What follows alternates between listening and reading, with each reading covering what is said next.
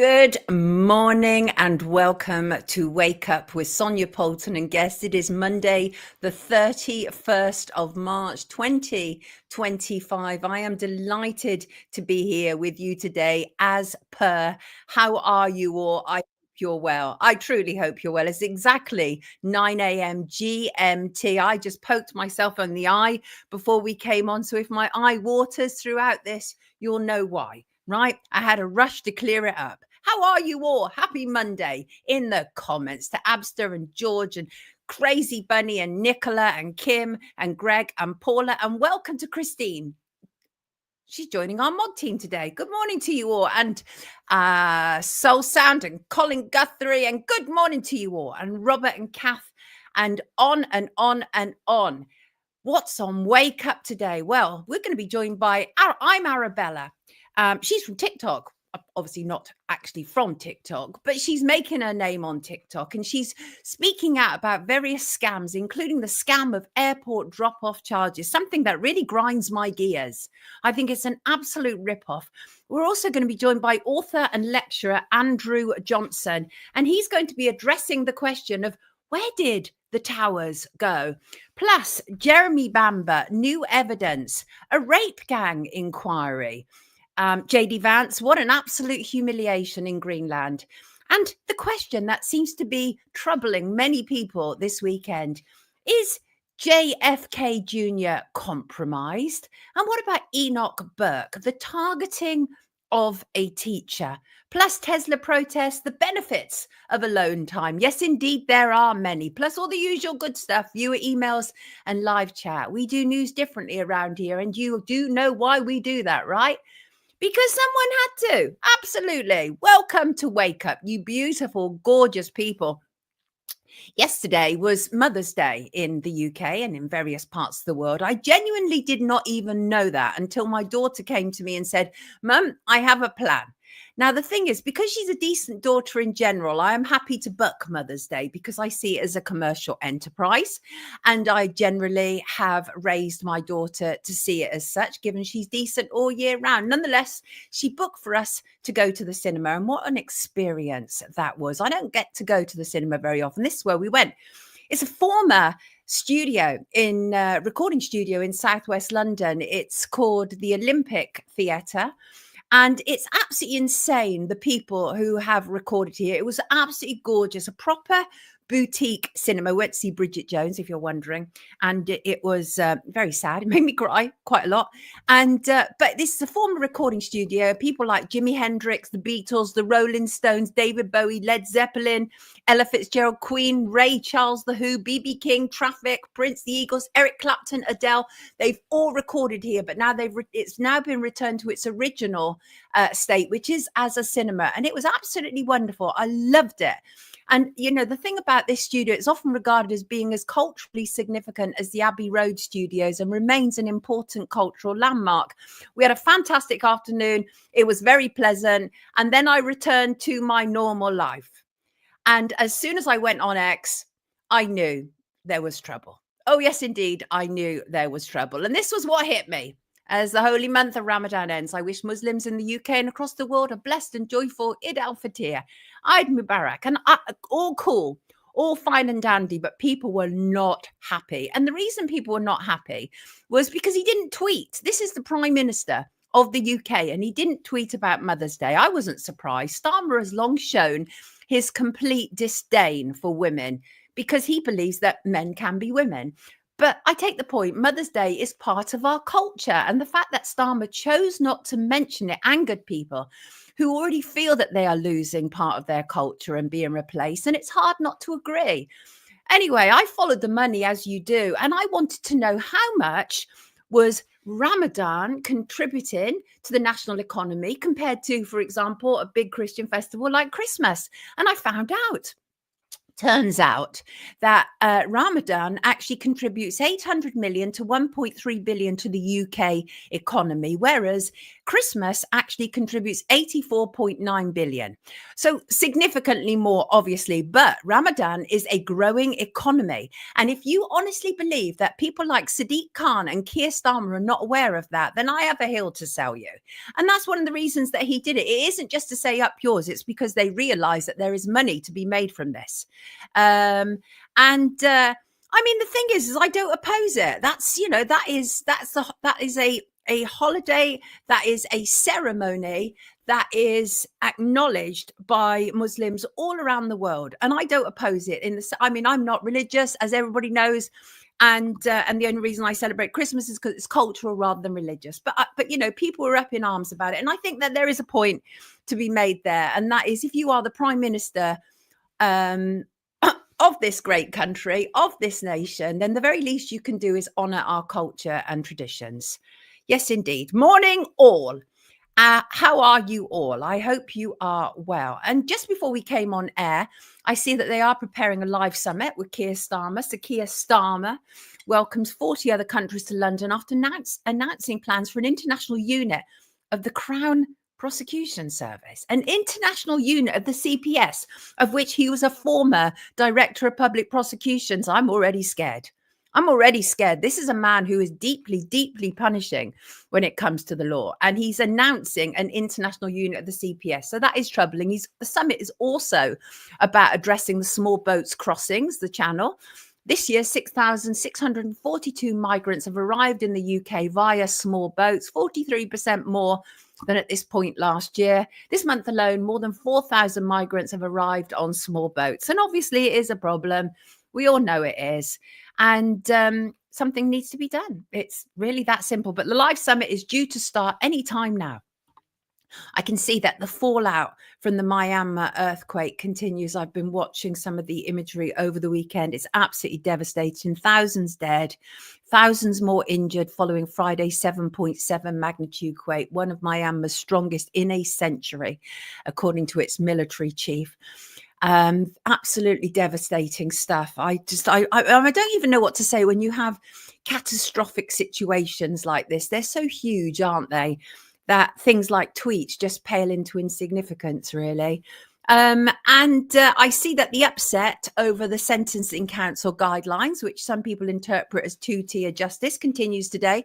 Indeed, it does. Tomorrow it's planned that the Sentencing Council introduce new guidelines, but Parliament is fighting back following quite significant public uproar. It has prompted accusations of a two-tier justice system. And the Justice Secretary, Shabana Mahmood, she's argued it amounts to differential treatment because pre-sentence reports are encouraged for some but not for others. And it's kind of generally recognised within the justice system. If you are subject to a pre-sentencing report, there is every likelihood that you will get a lighter sentence than if you don't. And the guidelines issued by the Sentencing Council was that people of, faith and different ethnicities would be subject to the pre-sentencing reports. And obviously people are in uproar about that. But honestly, it's like, I also think people don't understand how the justice system works. The justice system has been biased for years, absolutely biased.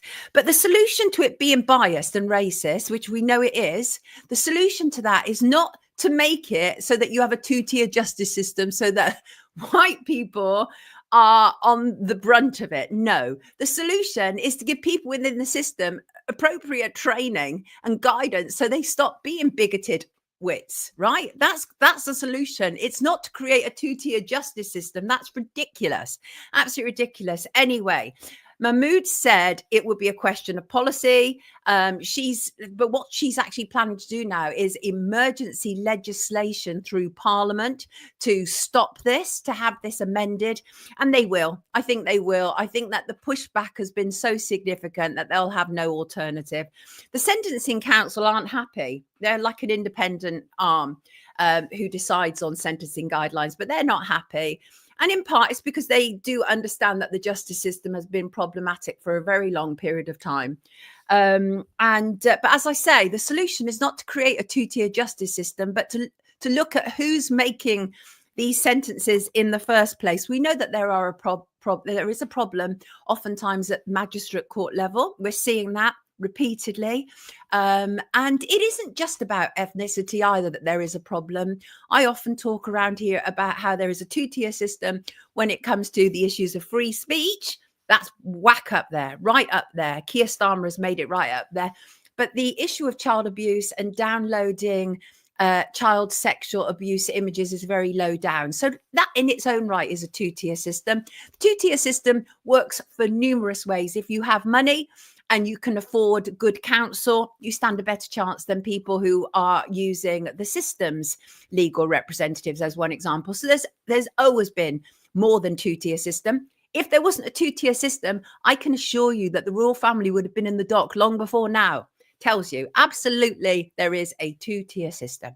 Right, headline news. Lots of people have asked me what I think of Gary Stevenson.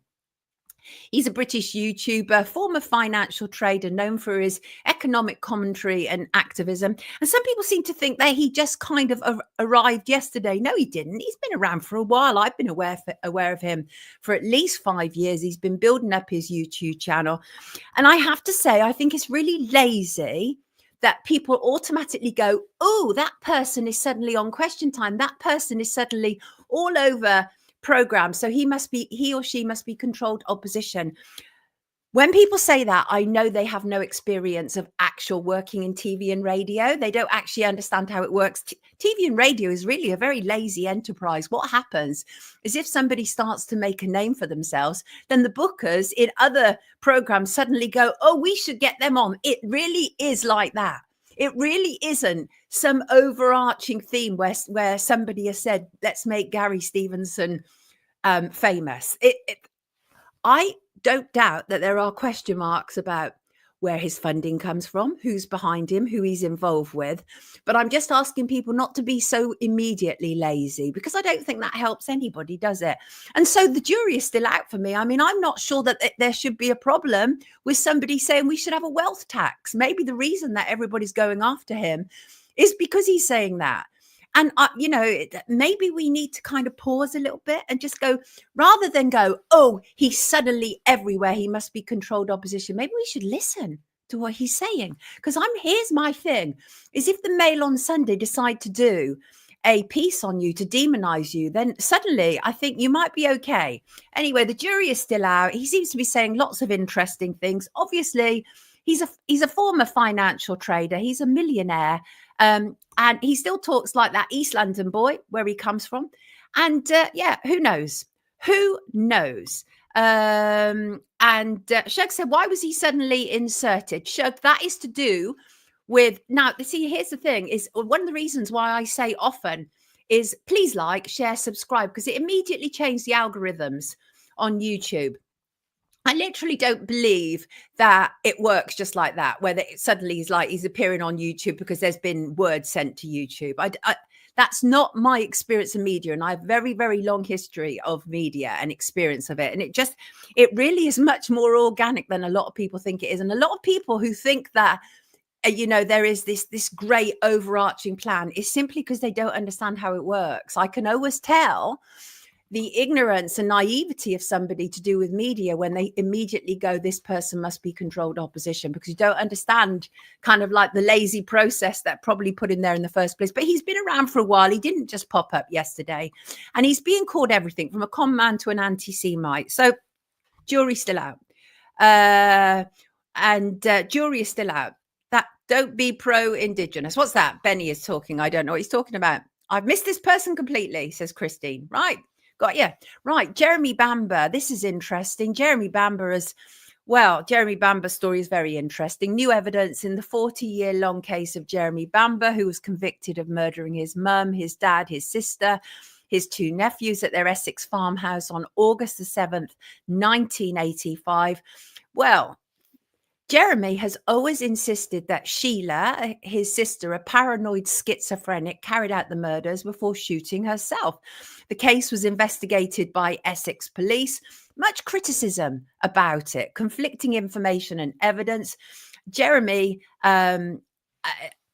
what happened was also quite interesting is many people believe that Jeremy was set up by a number of people who benefited from his conviction. And Jeremy has once again applied to the CCRC, the Criminal Cases Review Commission, which is deciding whether to refer the case to the Court of Appeal. Surely, to God, they should now. Anyway, a whistleblower has come forward. A retired Essex Police CID officer has come forward after reading Jeremy's submissions to the CCRC. And what he has to say, I believe, is game changing. He claims that officers tampered with the crime scene to place Bamber in the frame for the killings, right? That's astonishing.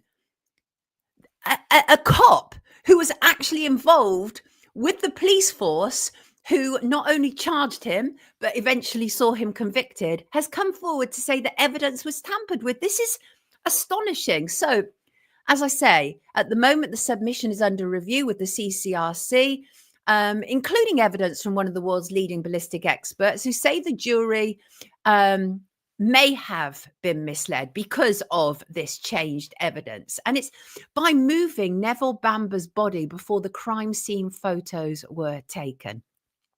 In a written statement, the whistleblower corroborates the claim that Essex police changed the evidence, claiming that officers disturbed the murder scene at White House Farm, which is where the murders took place, hours after the shootings, with items removed and replaced before the photos were taken. We've talked about this a lot with people from the Jeremy Bamber campaign.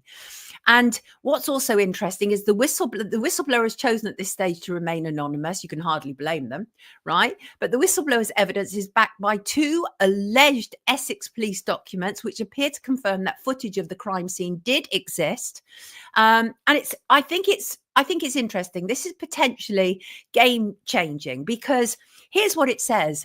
The crime scene has no integrity, as this former CID officer says. And it follows that if the crime scene has no integrity, then the case against Mr. Bamber has no integrity. And this whistleblower said he has basically been convicted on a fabricated crime scene and a series of lies. Essex police say they stand by their investigation, but the reality is that the jury in the original trial were misled. They were misled. They were showed photos without any mention that the police had disturbed the kitchen or the bedrooms where the bodies were found. And the photos helped secure a 10-2 majority verdict against Jeremy Bamber. Something is very wrong here. Robert believes he was set up. Something is extremely, very, very wrong. And I hope that justice is seen to be not only seen to be done, but actually done, for goodness sake. Something very wrong with that conviction. I want to add this to the stage. I'm sure many of you know who this man is. He's Rupert Lowe. He's Great Yarmouth MP, formerly of Reform, recently ejected very, very publicly. I've said on this show that Rupert Lowe needs to do more than tweet. He's a prolific tweeter. Well, he's gone one step further and he's stepped up to the plate in a way that people have asked and in a way that Reform failed to do. He's launched an inquiry into the rape gang scandal. He no longer calls it grooming gangs. Many of us don't. And I actually think, wow. I mean, wow, he's literally done what Reform had promised to do and they failed. And he said in his tweet, I've got his tweet here that I'm reading from. He said, I am launching a national inquiry into the rape gang scandal. It will focus on 3 questions. What happened? How did it happen? And why was it allowed to happen? A crowdfunder has been set up. Please see the link below. I will, of course, personally donate. When I checked just before I came on air, I checked last night. It was at £347,000 since Friday. And I checked again this morning, a difference, I don't know, of what, 8 hours. Excuse me. It's up to £383,000. People want this. It's got a stretch target of £500,000. And there will be some issues with it because this isn't a statutory inquiry. It's not an official inquiry as such. People will and can refuse to give evidence. It's not like, for example, the Thirlwall inquiry, where if they're summoned to give evidence, then they must. This is different. This is being set up privately. And I do wish them the very best of luck. I think this is done with good intentions. There's going to be, I believe, 3 stages to it. Stage 1, the launch and evidence collection. Stage 2, public hearings. And stage 3, report and publication. And having seen how the child abuse inquiry was set up, I wish Rupert Lowe all the best here. I genuinely do, because the child abuse inquiry was an absolute headache to set up. People fell out about who should be the judges, who should be on the panel. I think it had, was it 3 changes of chairperson before they settled on the final chairperson. Several of them were compromised. Several of them were friends or related to the ministers who were actually going to be part of the inquiry. So there you go. Yeah, it's interesting stuff. I think so. Rupert Lowe said, I made this promise and I'm going to stick to it. And he said, and also this actually is subject to certain conditions, right? Because if you wish to donate, you must be a permissible donor, either on the UK electoral roll or a company registered in the UK. And if your donation exceeds 1,499.99, so in other words, if your donation is 1,500, then your name will be published in the House of Commons Register under the members' interest for Rupert Lowe. So I genuinely, truly wish him the absolute best with this. I think it actually is something that needs to happen, that needs to take place. There are clearly a lot of questions that remain about this. I think many people believe that we've never got to the truth of the matter of what has really taken place. No, Shalini, he will have no, there will be, because it's private, this particular inquiry will have very little power, if indeed any power whatsoever. It will not be able to, as I say, it will not be able to summon people for witnesses. It will not be able to say whether somebody has acted illegally. But what it can do is it can collate the information in such a form that it can be presented to the police and, press him for charges. So that's a possibility. So we shall see, but I think that's an interesting development. I do. I actually do. Right. Before I bring in our first guest, I just want to comment on this because I think this shows tremendous arrogance. JD Vance and his wife Usha in Greenland, the absolute humiliation that they faced. Of course, they ended up having to rock up a US air base. There were protests in Greenland on Friday. The people don't want the Trump takeover of Greenland, and Trump is still intent on taking over. He said 100% they're taking it over. And when we talked last week on last Wednesday's show, we were talking about Project 2025 and about the importance of Trump not only wanting to take over Greenland, but Gaza, and why he wanted to do it. But what I think is also very interesting at the moment is it's becoming increasingly apparent that JD Vance wants the top job. JD Vance is lining himself up to be president. And let's be honest here. I know that there are some Trump supporters who watch this show, but Trump is showing himself increasingly on a day-to-day basis to not be up to speed with what's going on in his own administration. He's repeatedly asked during the White House press conferences about A, B, or C, and he doesn't know about these things. He doesn't know about these things, but Trump seems to know an awful lot when somebody has done a portrait of him he doesn't like, and he will write social media posts about it. Anything that besmirches him in any way or smears him, Trump knows all about it, but he's not up to speed necessarily on what's happening with his administration. And that included what took place with the Signal group last week. Anyway, Donald Trump is threatening the use of military force, as he warns we'll take Greenland 100%. But for the time being, the Vances were very seriously humiliated, and so they should be. JD Vance, as I say, he's literally stepping up to be president. There's no doubt about it. And that's certainly the whispers that I'm hearing from behind the scenes as well. And he's seen more at public events, particularly being outspoken and confrontational. And this appeals to the MAGA base. It does. This is what they want. We shall see. We shall see. Mike wants to know if it's a takeover or an invasion. Good question, Mike. Good question indeed. Right. How are you in the comments this morning? Lisa says he's going to throw Trump under the bus, just waiting for his moment. I will be waiting with the popcorn, all as bad as each other. And M says you cannot trust any of them. And does anybody trust them in the comments? Does anybody? I will happily read out your comment if I can see it. Benny welcomes JD Vance as the next president. Christine wouldn't be surprised. Right. Let us welcome in our first guest, right? I want to talk about other things, including, I'm not going to right now, but I will afterwards. I want to talk about this whole idea of Israel first that we hear constantly, especially in America. We don't hear it so much in the UK, but it is still happening. We absolutely know that. But in America, there's been this whole big thing over the weekend to do with Candace Owens saying that JFK Jr. is being blackmailed because he's been caught in some kind of sexually compromised way. And then I saw Alex Jones made a video saying, oh, the Kennedys have always been like that. They've always had lots of women around them. And the thing is, Elon Musk has like 14, 15 children. This is all what Alex Jones is saying to kind of justify this reprehensible behavior. Aren't they supposed to be the party of traditional family values? Where I come from, traditional family values is supposed to be mum, dad, and baby bears. I don't know about 14, 15 children and multiple mistresses, whether you're a Kennedy or not. It's outrageous. Shug said, do you really think Biden was president? He couldn't spell his own name. He couldn't walk straight, Shug. He could not walk straight. Right.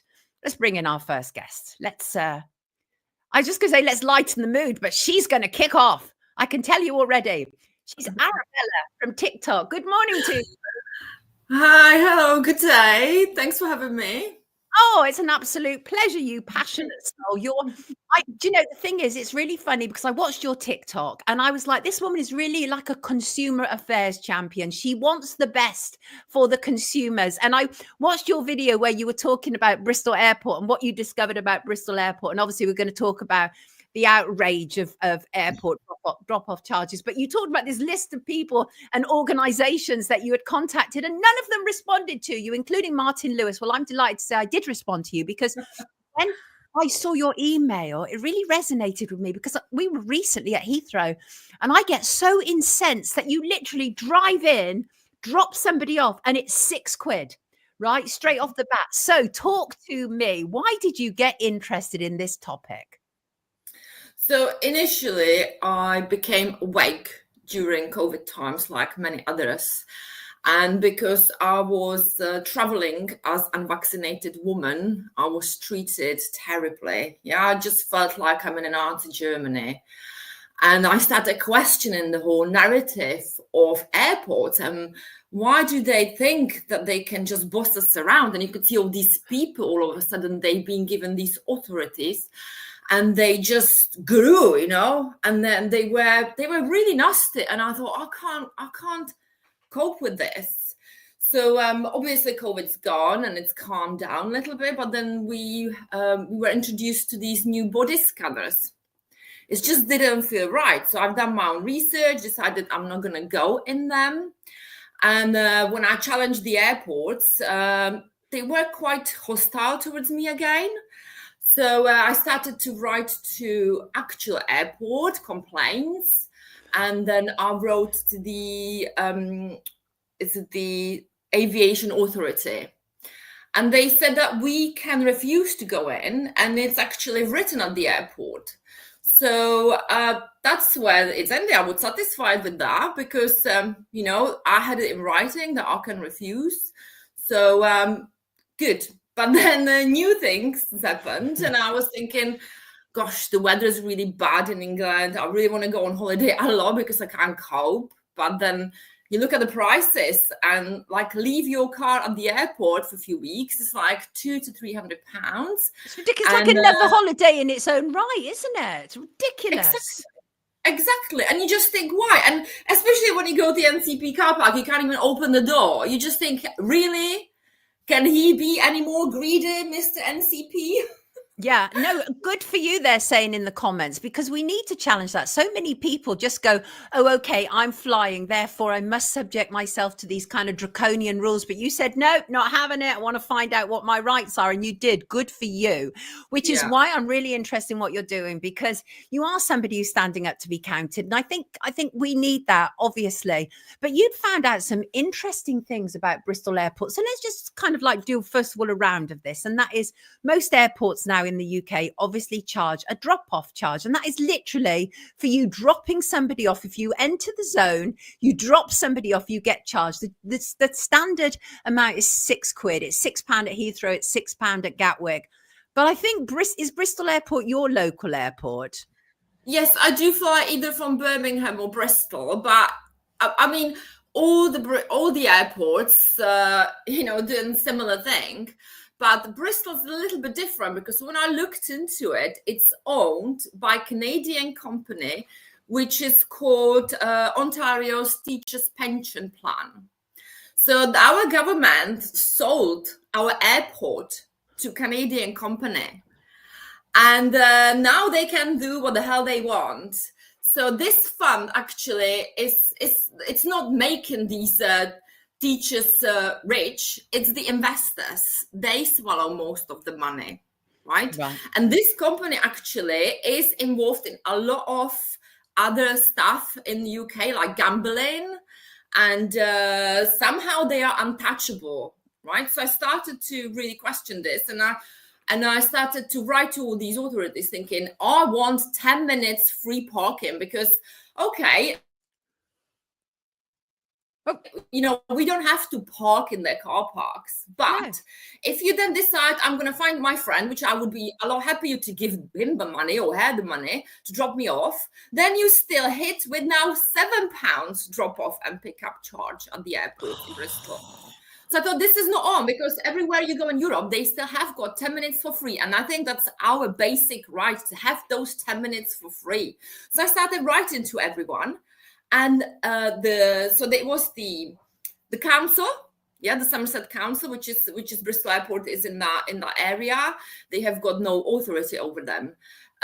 Trading standards, no authority. And my biggest hope was Competition and Market Authority. And again, they said, they can't take any cases for individuals. So I don't understand what is their role, because I thought basically what they did, they created monopoly with this. You haven't got anywhere else to be dropped off for free. So they're forcing you to be dropped off there and pay £7 for 10 minutes. But when I tried to avoid that, well, I asked to be dropped off at the roundabout, which is the closest area that you can be dropped off without charge. There is no actual designated area you can park, and also then further down the line there's those red lines, right? So you get charged £100 for stopping there, which I also tested and being chased around the airport with the flashing lights and sirens at 4 a.m, right? Oh, you got some gumption. I love your style. Love it. Thank you. But I didn't get anywhere. Nobody, it seems like airport can do what the hell they want and nobody can tell them what to do, which I find that ridiculous. Don't tell me they can now just put the prices up as much as they want and we've got no power. Why can't we do that with our houses? Yeah, exactly. I mean, exactly. We do it all across. But I do think this is a particular scam. And what makes me angry is so few organisations are prepared to engage with you. So I want to break these down. You went to North Somerset Council, which obviously covers that area. Yeah. And you went to Bristol Airport itself, trading standards. So your big hope was the Civil Aviation Authority, right? And because they govern it, all the airports, don't they? So they should have a big say. What was their actual response? They said they can't do anything about it. Basically, it's out of their jurisdiction, which is really shocking because, I contacted all of them and they all seem to be like, there's nothing we can do about this, unfortunately. It's so wrong. It's so wrong. And I think this is interesting as well. Somebody in the comments, Benny, said this is why some people go for benefits as they are immune to all of this. And the thing is that we hear on the one hand, don't we, that the government want people to claim less benefits, less disability, for example, but we are literally pricing people out of society. And even this, as you say, you work hard, you want to be able to take a holiday, but that is even being priced out of our reach. It almost feels deliberate, right? Of course it is. Yeah, go on, talk to me, because it's like you will own nothing and you will be happy and you won't be traveling either, right? Well, they don't want us to go anywhere, and you can just see this is part of the asset stripping. So if you want to go on holiday and park your car at the airport, you need to be earning a lot of money. And I feel even if I have the money, I don't want to give it to them, £7 for drop off. Okay, of course I can afford it.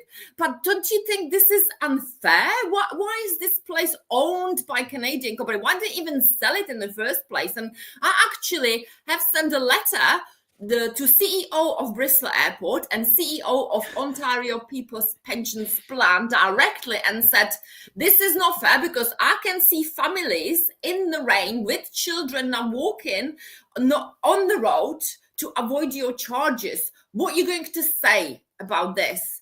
Zero response, zero. And I said, I'm going to go public, but nobody seems to care. Well, you're here and we're going to whack it to MPs. And here's the thing is have you tried the local MP? I don't know who the local MP is for that area. Have you tried? Because oftentimes what we find around here is when we start to kind of drill down on an MP, especially when you've got some media behind you, then they feel the need to get involved. Have you thought about that angle? I did not do that because in the past when I contacted MPs, it just didn't generate anything. I know it's the same thing, isn't it? But it's almost like we're being so frustrated. We're getting hit with these situations that provoke us. We know are unjust and unfair, but we have all these closed doors when we try to rectify it, which is again what I really like what you're doing on TikTok, because it's clearly about you're like a people's champion, right? And we do need more people's champion because we got so many business champions, right? But we actually need people's champions. You're there. You're saying,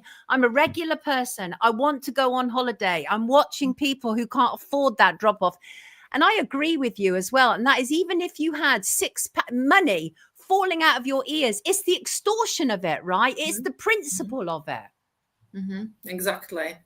And that's not where it ends. Then you go there, you had to buy water. Now I think they've got these little fountains for water because obviously we please take our water, and then we have to buy more water. So now I think there was a little bit of okay, we give them something back, so they don't.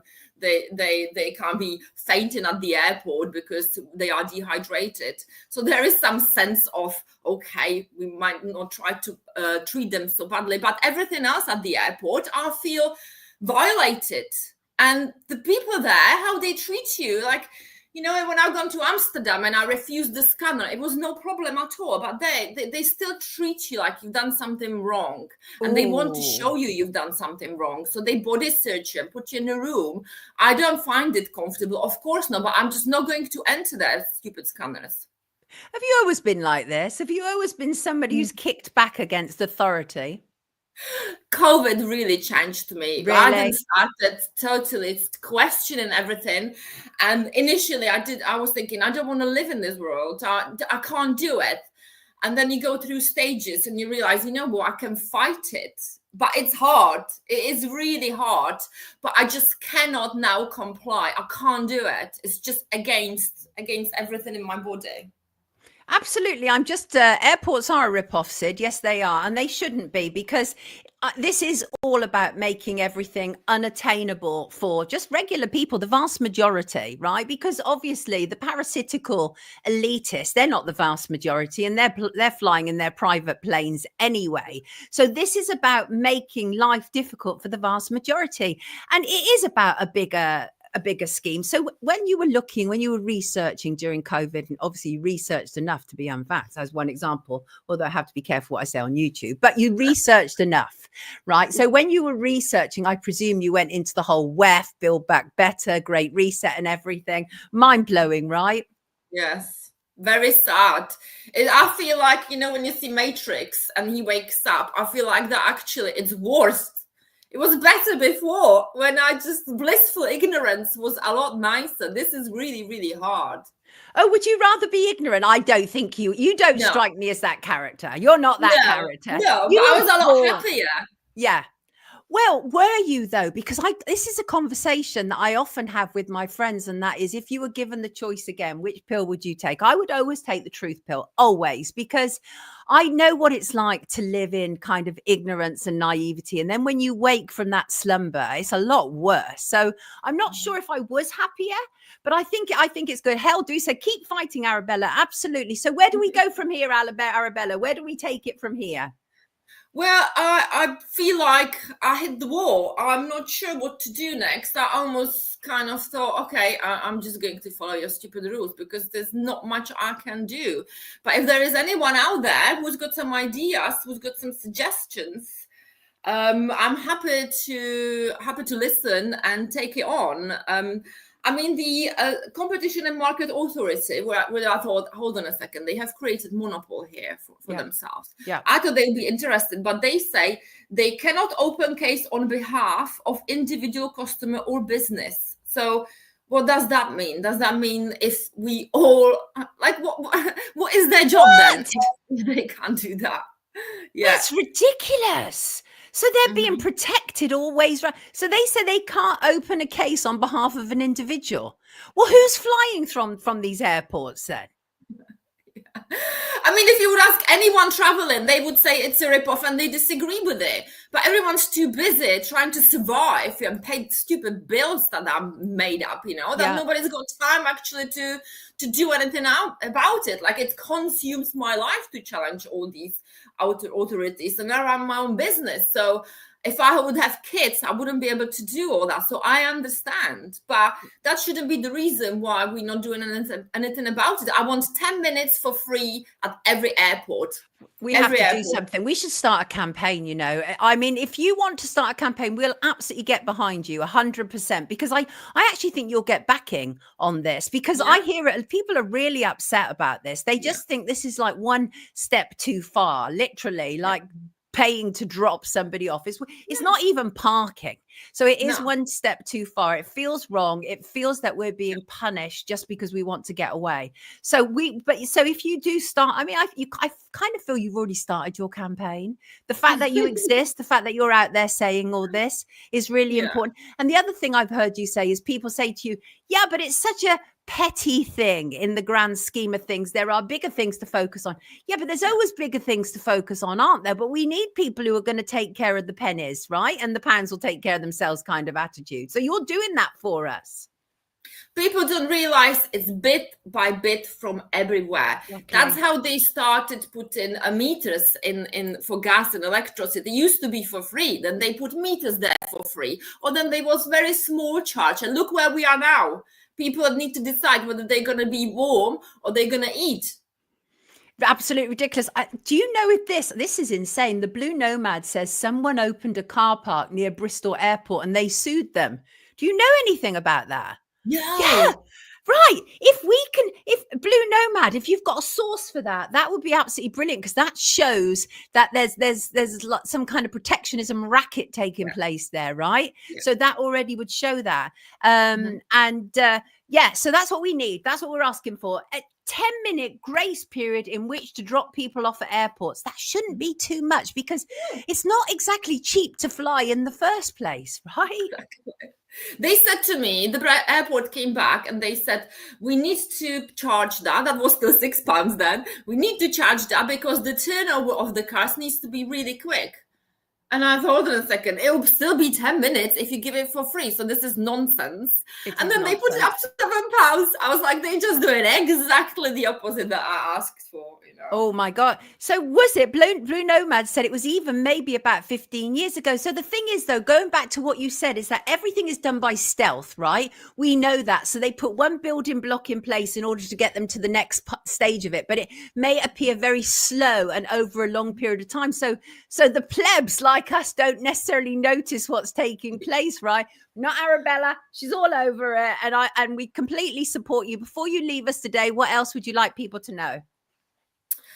Well, I just think people should investigate these things. And like, for instance, the Ontario Teachers Pension Company, it seems to me very dodgy. They seem to be, because apparently in Ireland or Scotland, you're not allowed to advertise betting. But these guys are. So they have got some sort of superpowers from somewhere. They are being really protected.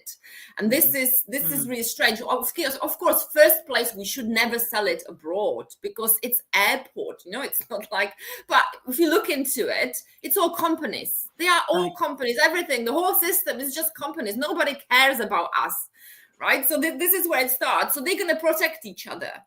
But this particular company, I think, I think government's involved in that. That's my personal opinion. I tend to agree with you. We've seen how compromised, obviously, ministers are these days. You know, many of them are on the boards of these places. They're making money, you know, with this hand and this hand. So we see that happening repeatedly. But I put a link to, I think I put a link to your TikTok in the description. If I haven't, I will after the show. This, everybody, is the very wonderful Arabella from TikTok. Lovely to have you with us, sweetheart. Great to have you this morning. Take good care of yourself. Brilliant. And I love her passion. I think it's so important. We need it. We need it. Did I mention about the clocks going backwards and forwards? Did I say anything about that at the start of the show? That irritates me, right? That kind of throws me out. Yesterday, the clocks went forward an hour. I didn't even realize it was Mother's Day, because I'm like operating on a different level at the moment. And so I didn't necessarily realize about the clocks going forward. And the thing is it's not for the betterment of people. No, it isn't. This is to make us even more productive, more daylight hours. And this is for the stakeholder capitalists to continue making money off of our rump. That's what it is. If it was down to me, I'd say leave the bloody clocks alone. Leave them alone, backwards and forwards, just literally. And also, I think it messes with our circadian rhythms. Like we get completely messed about with this. What do you think about clocks going backwards and forwards, people? M says intentional confusion, clocks changing, New Year dates wrong too. What's that?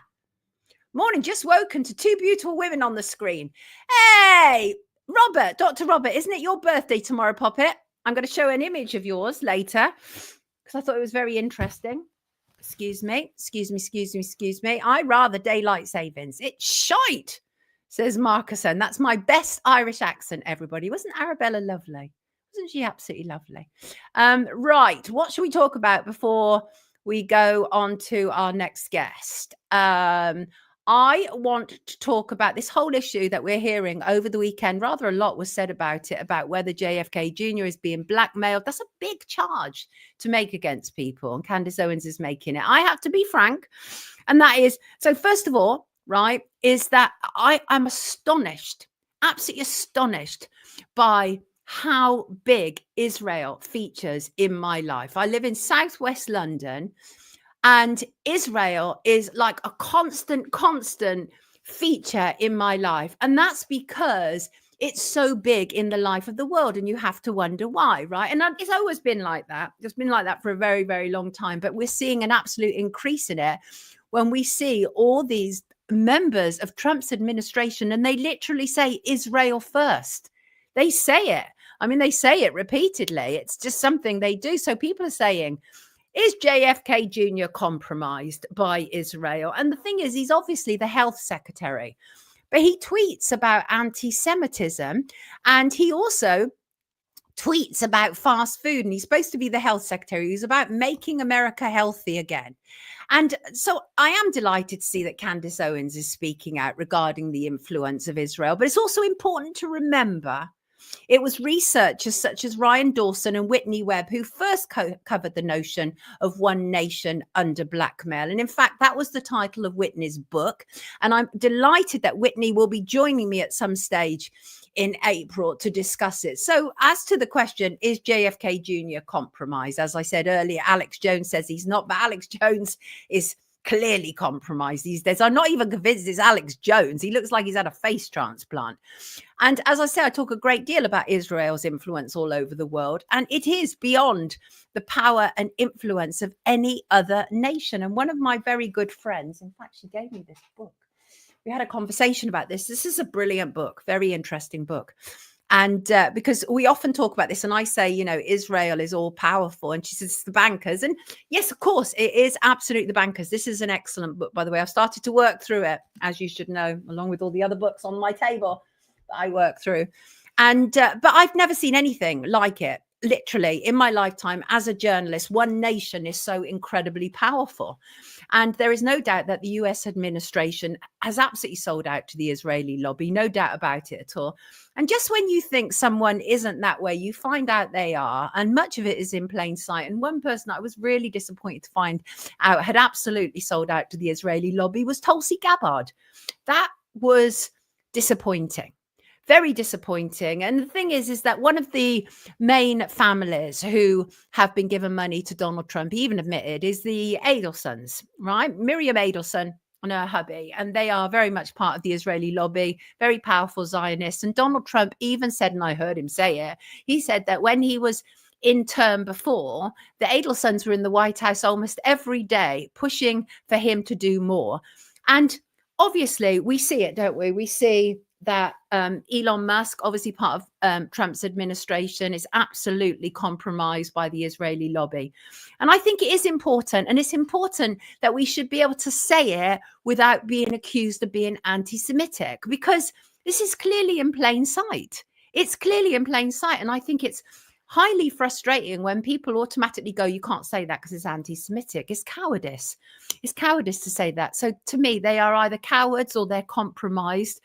But as a journalist, there's no excuse for the naivety, right? There is no excuse to be naive about who has power within our political establishments. And we know absolutely Israel has great power within the British political establishment as well.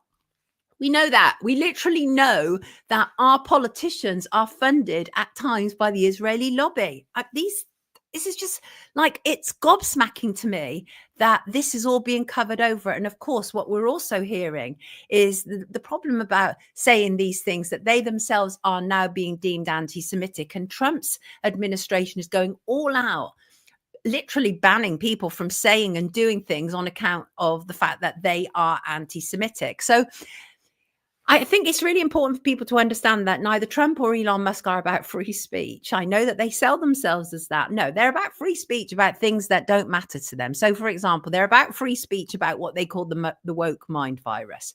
So they will say to you, for example, you can say that a man can't be a woman, right? And they've pushed that and they've supported that. And that's a very populist approach, right? That's a lot of people got behind that because that became very frustrating. And I now start to wonder whether all of that whole kind of quote unquote woke thing was all, and again, they do it by stealth, was all set up years ago in order for us to be able to have pushback against it while missing the bigger stuff.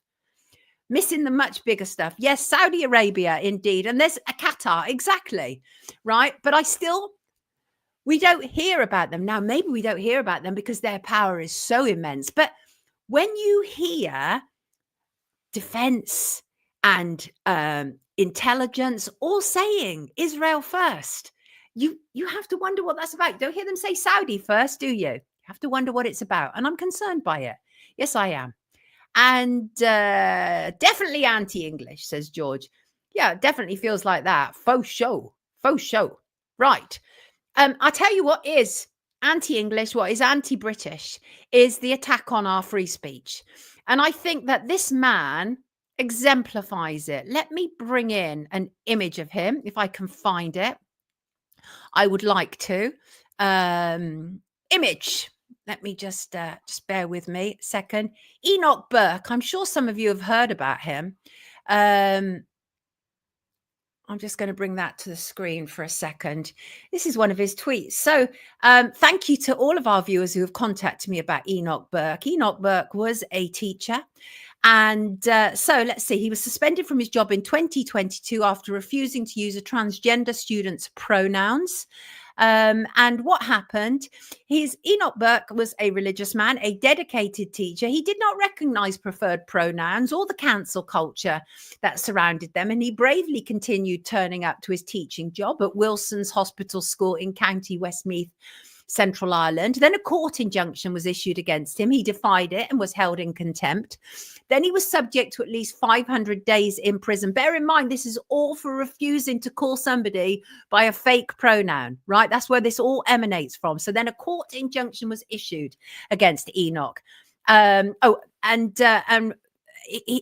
I say, he was subject to 500 days in prison, and he accrued fines of €79,000, which is about 66,000 pounds in sterling. And that was as of February 24th, 2025. And that's according to High Court records. Then court documents over his objection to using this student's preferred name and pronouns. And the court document said, no, that it isn't about that. It isn't about that. It's because he is not prepared to accept what the state has outlined and decreed. And that's not how Enoch or his supporters see it. After they were proceedings at the beginning of March, social media posts said that Burke had instead lost his salary because of his original objection to using a student's preferred pronouns. Enoch Burke, a Christian schoolteacher in Ireland, will be stripped of his salary after refusing to use they, them pronouns for a trans student. One of these tweets received about 38 million views. Well, the judge in this case was not happy at all. And the thing is, when a judge is not happy, it's not a good plan to get on the wrong side of them. And Judge Martin Nolan said Burke was wrong to claim he was being punished for his stance on gender identities. And the judge said in February, the reason why he has spent so long in prison and why the court is now considering what further steps should be taken has nothing to do with the use of language, but a simple matter of abiding by a court order. But it all emanates from him refusing to use they, them pronouns. So it's all built on a stupid issue. And the reason I'm showing you this screenshot is because what happened was the court emptied Enoch Burke's bank account. They took 40,000 euros, which is what he had in his account, and some more change. They reduced it to zero. I think this is scandalous, and I think that this is wrong. And so his bank balance is now at zero, and it literally is because he refused to endorse transgenderism in his school. But of course, what happens is you then become subject to the rules of the court, and so that's how they were able to get him. This is an attack on him for wrongthink. That's what it is. Right. I think it is absolutely wrong. This is a principled teacher. He's been severely punished because he refused to kowtow to the mob. It's shameful. It's absolutely shameful that this was allowed to happen. Theft by the state, says Katie. And I believe that, Vicky. I believe that. I am no fan of Lawrence Fox around here. It is state theft. It's absolutely outrageous. Marcus has said he didn't go woke, but he went broke. Imagine you've already spent, right, hundreds of days in prison, literally over a pronoun issue. I don't know about you. If my daughter was still at school, right, I would want her to be taught by somebody as level-headed as that, who say, no, I recognize biological sex and they, them is ridiculous. It's a falsehood. So you'll be he or she in class. That's the kind of teacher I would want teaching my child, right? So I think he's exactly the kind of teacher we need. I don't believe that we need any more of these kind of like, blue, pink hair brigade teachers who are down with the kids, who want to be friends with the kids, want to talk about their sexuality and their gender with the kids. No, we don't need that. Enoch Burke is a principled and determined individual. Absolute painful stuff. Trump would side with Enoch on this, Em. Absolutely. I do, Robert. I do know you're gay. And Robert says it's absolutely ridiculous. It really is. And the thing is that, as we know, this whole kind of movement has in some respects set back LGB people. And it's problematic. It is really problematic. But that must have been so gutting. Can you imagine that? I don't have 40 grand in my account, right? But if I had and it was suddenly taken, and they want more because his court costs are still 30,000 euros on top of that. Yes, Crafty Kim, I know. And the thing is that my job is to highlight and do whatever I can to help us change this. But it's difficult, right? I don't have 40 grand, Marcus. But yeah, I agree with you. The joke is the school he was teaching is Catholic at Cellini, and that is the joke. It would be really funny if it was funny, wouldn't it? It would be really funny if it was funny. So I think that is absolutely abhorrent what has taken place there. Enoch Burke stood up to be counted. And honestly, what more could we ask from people? Stand up to be counted, and then they'll asset strip you and they'll take money straight from your bank account. Thieves. Taking money from our bank account is another part of the elite's agenda when they finally get their one world government up and running. If we ever say the wrong thing, says Ale. Money in the banks is not technically yours, but theirs, Ian. I know it's true. He must have saved for decades. Benny, I know he's a teacher, right? And didn't come from a rich background. That was his money. And they've taken it from him for court fines. But that's how they justify it. They say, oh, no, it was nothing to do with him not being prepared to use they, them pronouns. It was because he was naughty in court and refused to adhere to the court's rules. And that is how they get people every time. And that is exactly why we need to keep cash alive, Marcuson. Exactly that. They're gangsters, says Sid. I want to welcome in my next guest. On Wednesday's show, we briefly mentioned the use of direct energy weapons regarding 9/11. And I received messages and emails saying that I should talk with researcher, author, lecturer Andrew Johnson about this. And I'm delighted he's with us today to talk about it. I appreciate this remains deeply controversial. This is too far through the Overton window for so many people. But the point about Wake Up is to consider other narratives rather than just the official ones. And it's no secret around here that I have never, ever subscribed to the official narrative of 9/11 because you only need a cursory amount of research to know it doesn't make any damn sense. And many people know there is a problem with the official story, the idea that these groups of Muslims had hijacked the planes and not only driven them into the Twin Towers, but also the Pentagon. And some people allow for the possibility that this was a controlled demolition. Not my guest. Welcome to Have Your Eyes Opened. If you haven't already, let's welcome him in. Good morning, Andrew. How are you? I'm very well, thank you, Sonia. Thanks for inviting me on. Absolute pleasure. You come with a lot of recommendations, Andrew, a lot of recommendations. And a wonderful viewer sent me this book a while ago, magnificent book, which I believe you became so passionate about it. You got involved in distributing it, didn't you? Oh, yes. And I sort of got heavily involved with the development of that book, certainly in the early days. And I've been distributing that book in Europe since 2011. And there's a whole story behind that, which I wrote up. I think I sent you an article. It's very interesting to see somebody's journey because obviously you're an author. You've written 7 books. Your first one, 9/11, Finding the Truth. You're a lecturer, and you're a researcher. And I think the journey is interesting because it reminds me of all good, passionate people. And that was, first of all, as you said, you were originally, like all of us around the world, we were traumatized. It was like a huge amount of like PTSD that whipped around the world when we saw the Twin Towers. And so for a period of time, it was almost like we froze in time, right? And that was your experience. So tell people a little bit about your backstory, Andrew, before we get into this. Certainly, yes. So I, saw the events on television like most of us. And it was actually my mother-in-law that first mentioned that something had happened in New York, and I ended up sticking the TV on. I was here at home, in the house I'm in now, and saw the events, and I thought, what the hell's this? And I quickly thought, oh, it must be some sort of coordinated attack. And then I just went into like a trauma, and I remember walking up to the shop, and I was shivering, I was cold. Obviously, it was September, so it wasn't winter or anything, as we know. And I thought there was going to be a big war. And I was really terribly unsure what was going to happen. And as I've said many times, I thought there was an earthquake in New York, and that's what had caused this tower to kind of do this strange thing. And I thought, well, that can't be true because New York's not an earthquake zone. I knew that much about the world's sort of geology and tectonics and all of that stuff. And then I didn't think about it for probably over a year. And I remember hearing Michael Meacher talking about it at some point, and there was this Radio 2 announcer blowing him off, and I thought, why would they want to blow off Michael Meacher? But again, didn't really give it a passing thought.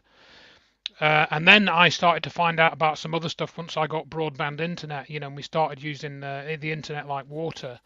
And I got 128 kilobit service here, and then I started looking at stuff, and I was downloading stuff, and I found this disclosure project. I'd always had an interest in UFOs and aliens and that sort of thing, and I had a sighting when I was 10 years old. And I studied the disclosure project intensively. I got the DVDs, I got the book, I read all of that, and there was a lot of really important information. And the key for me was then, up until that point in 2003, about May 2003, I'd suspected that there was a cover-up to do with UFOs, but by sort of June, I knew there was. I knew there was a cover-up. I knew it was important, so I started researching lots of stuff. Going onto the BBC website and looking for Disclosure Project back then and looking at some of these military witnesses who'd been in charge of nuclear missiles and all this kind of thing, there was no mention of any of this. They called them UFO spotters, not people that had actually been in charge of, the launch codes for Minuteman missiles in the 1960s, where a flying saucer came over the base and, deactivated missiles and stuff. None of that had been put out. So I thought that's hugely important. And I mention that as well now because that becomes important ultimately in what happened on 9/11. Now, and that's what I've come to the conclusion of. So when I learned that, I realised that there was connections between these things. And I later came to understand a bit more about those, and that many people don't talk about them. And that's really where my journey has been. It's been outside a lot of these groups, not only of, obviously, as I said in my bio, I work for the Open University. Now, I'm not like a full-time lecturer that stands in front of students every day, but I do, put together tutorials and things. It's all done online now since the COVID scam.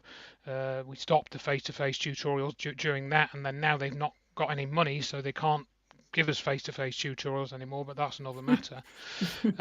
So I've always been involved in tutoring and education.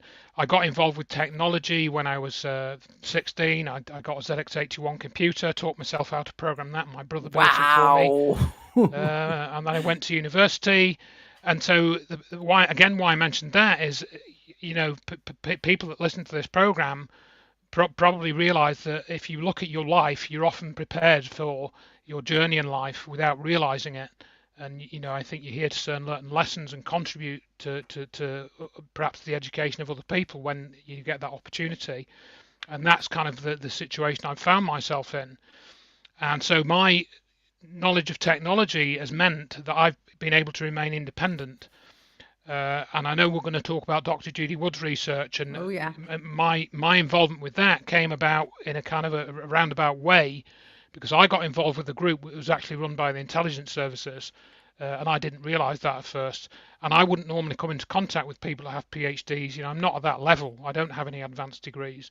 But through that group, which was called Scholars for 9/11 Truth, I've written all this up in my free book, 9/11 Finding the Truth, which you kindly mentioned, and then a follow-up book called 9/11 Holding the Truth, which I self-published a few years ago, in 2017 actually. And I've done all this myself. I haven't used a publisher. I haven't approached an editor or a publisher. I've just done it all myself, because now we've got the technology. You can, type something in Microsoft Word, save it as a PDF, upload it to Amazon, and it becomes an ebook. It becomes a printable book, and you can do it all yourself if you know how to do it. And of course, I do know how to do it. And if I didn't, I taught myself.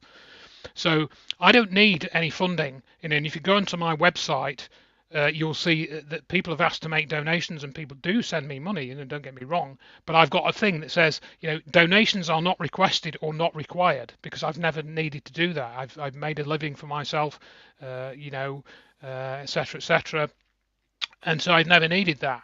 And this is in opposition to people like Richard Gage, who I know you had on in December, and I'd like to talk about him a bit later on once we've been through the basic evidence.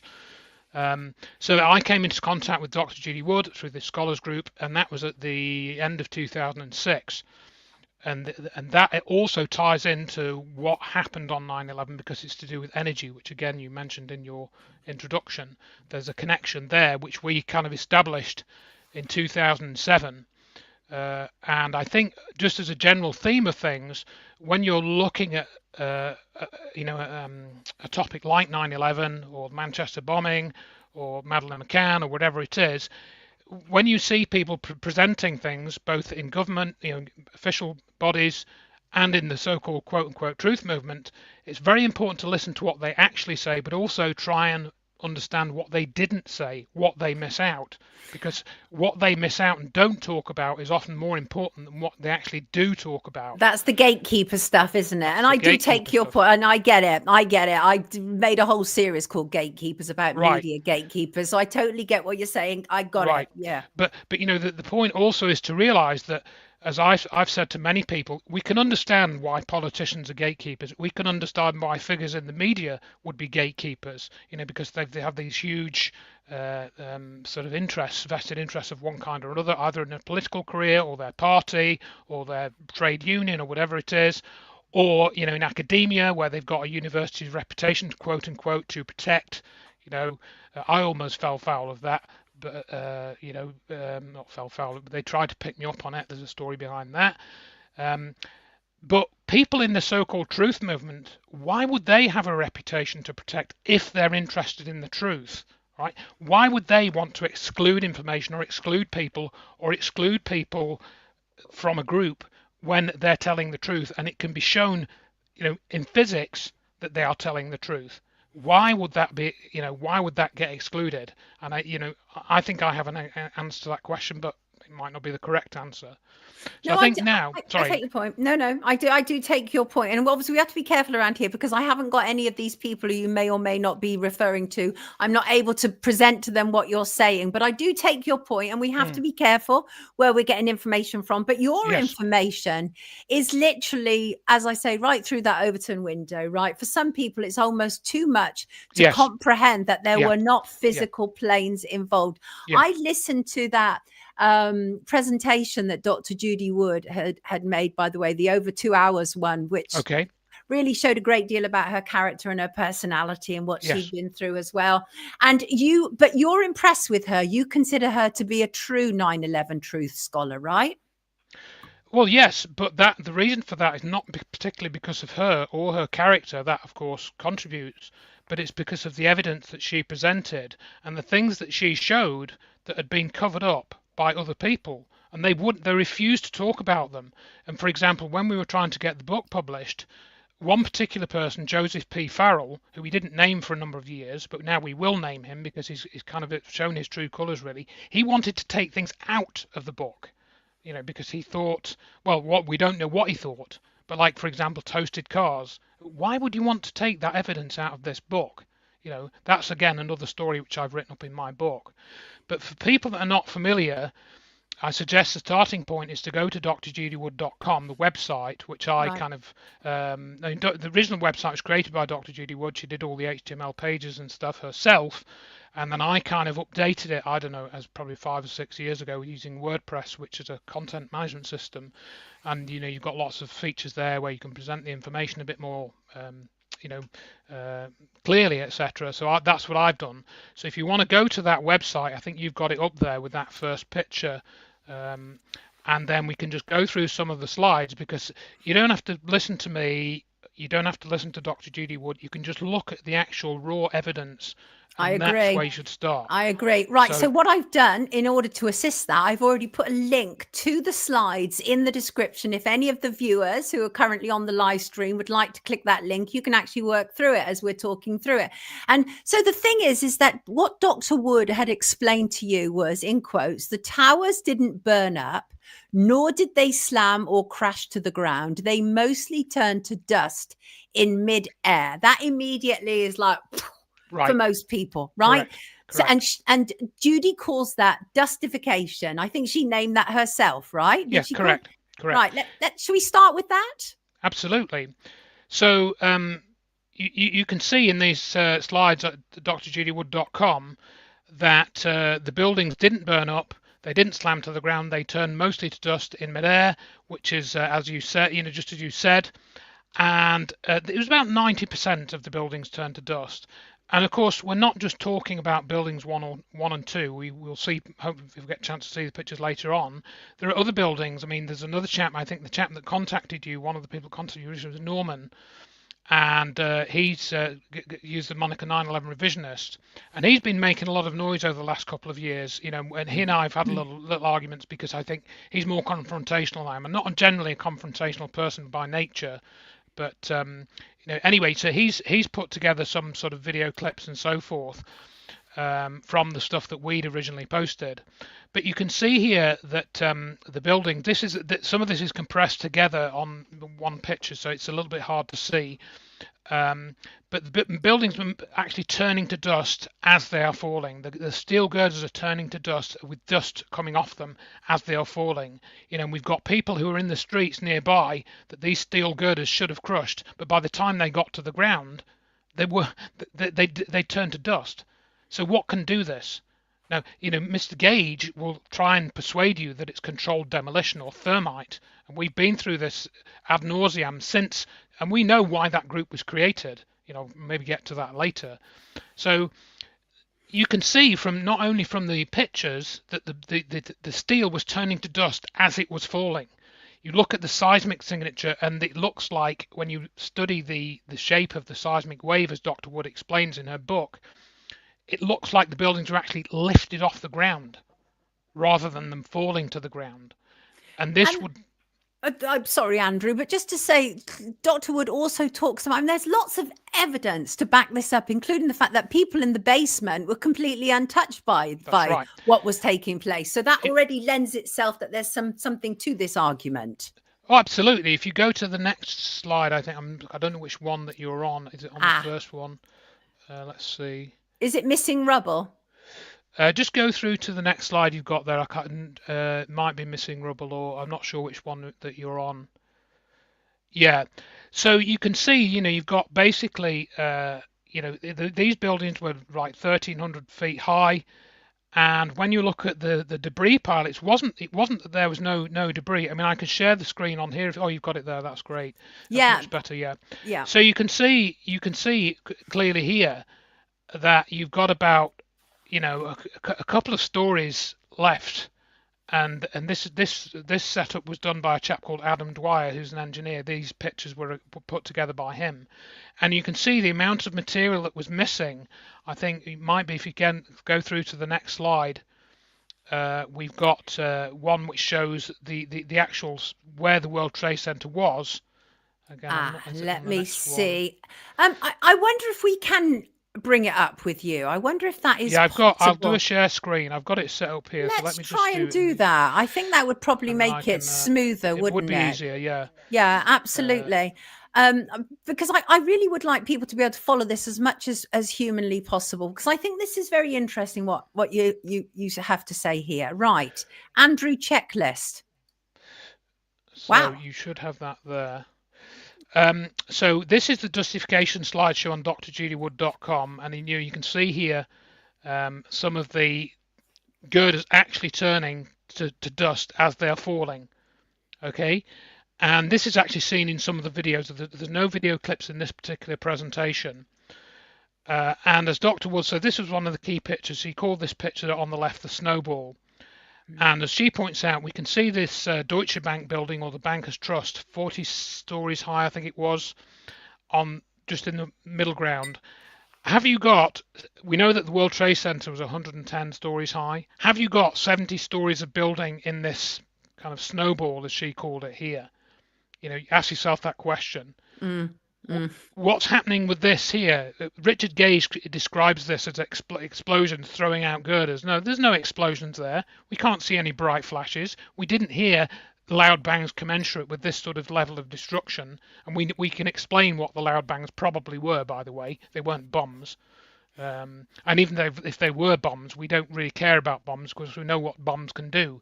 This is a process which we've never seen in public before, and perhaps not since. Now, this is the key picture I wanted to show people. Okay. Because here, in this near the cloud of material here, you can see that we've got World Trade Center number 7. We know that was destroyed. It wasn't controlled demolition, by the way, not in the normal sense. I've got another video which shows that it wasn't. Which people probably haven't seen, and Mr. Gage would never show such a video because it would disprove what he's saying.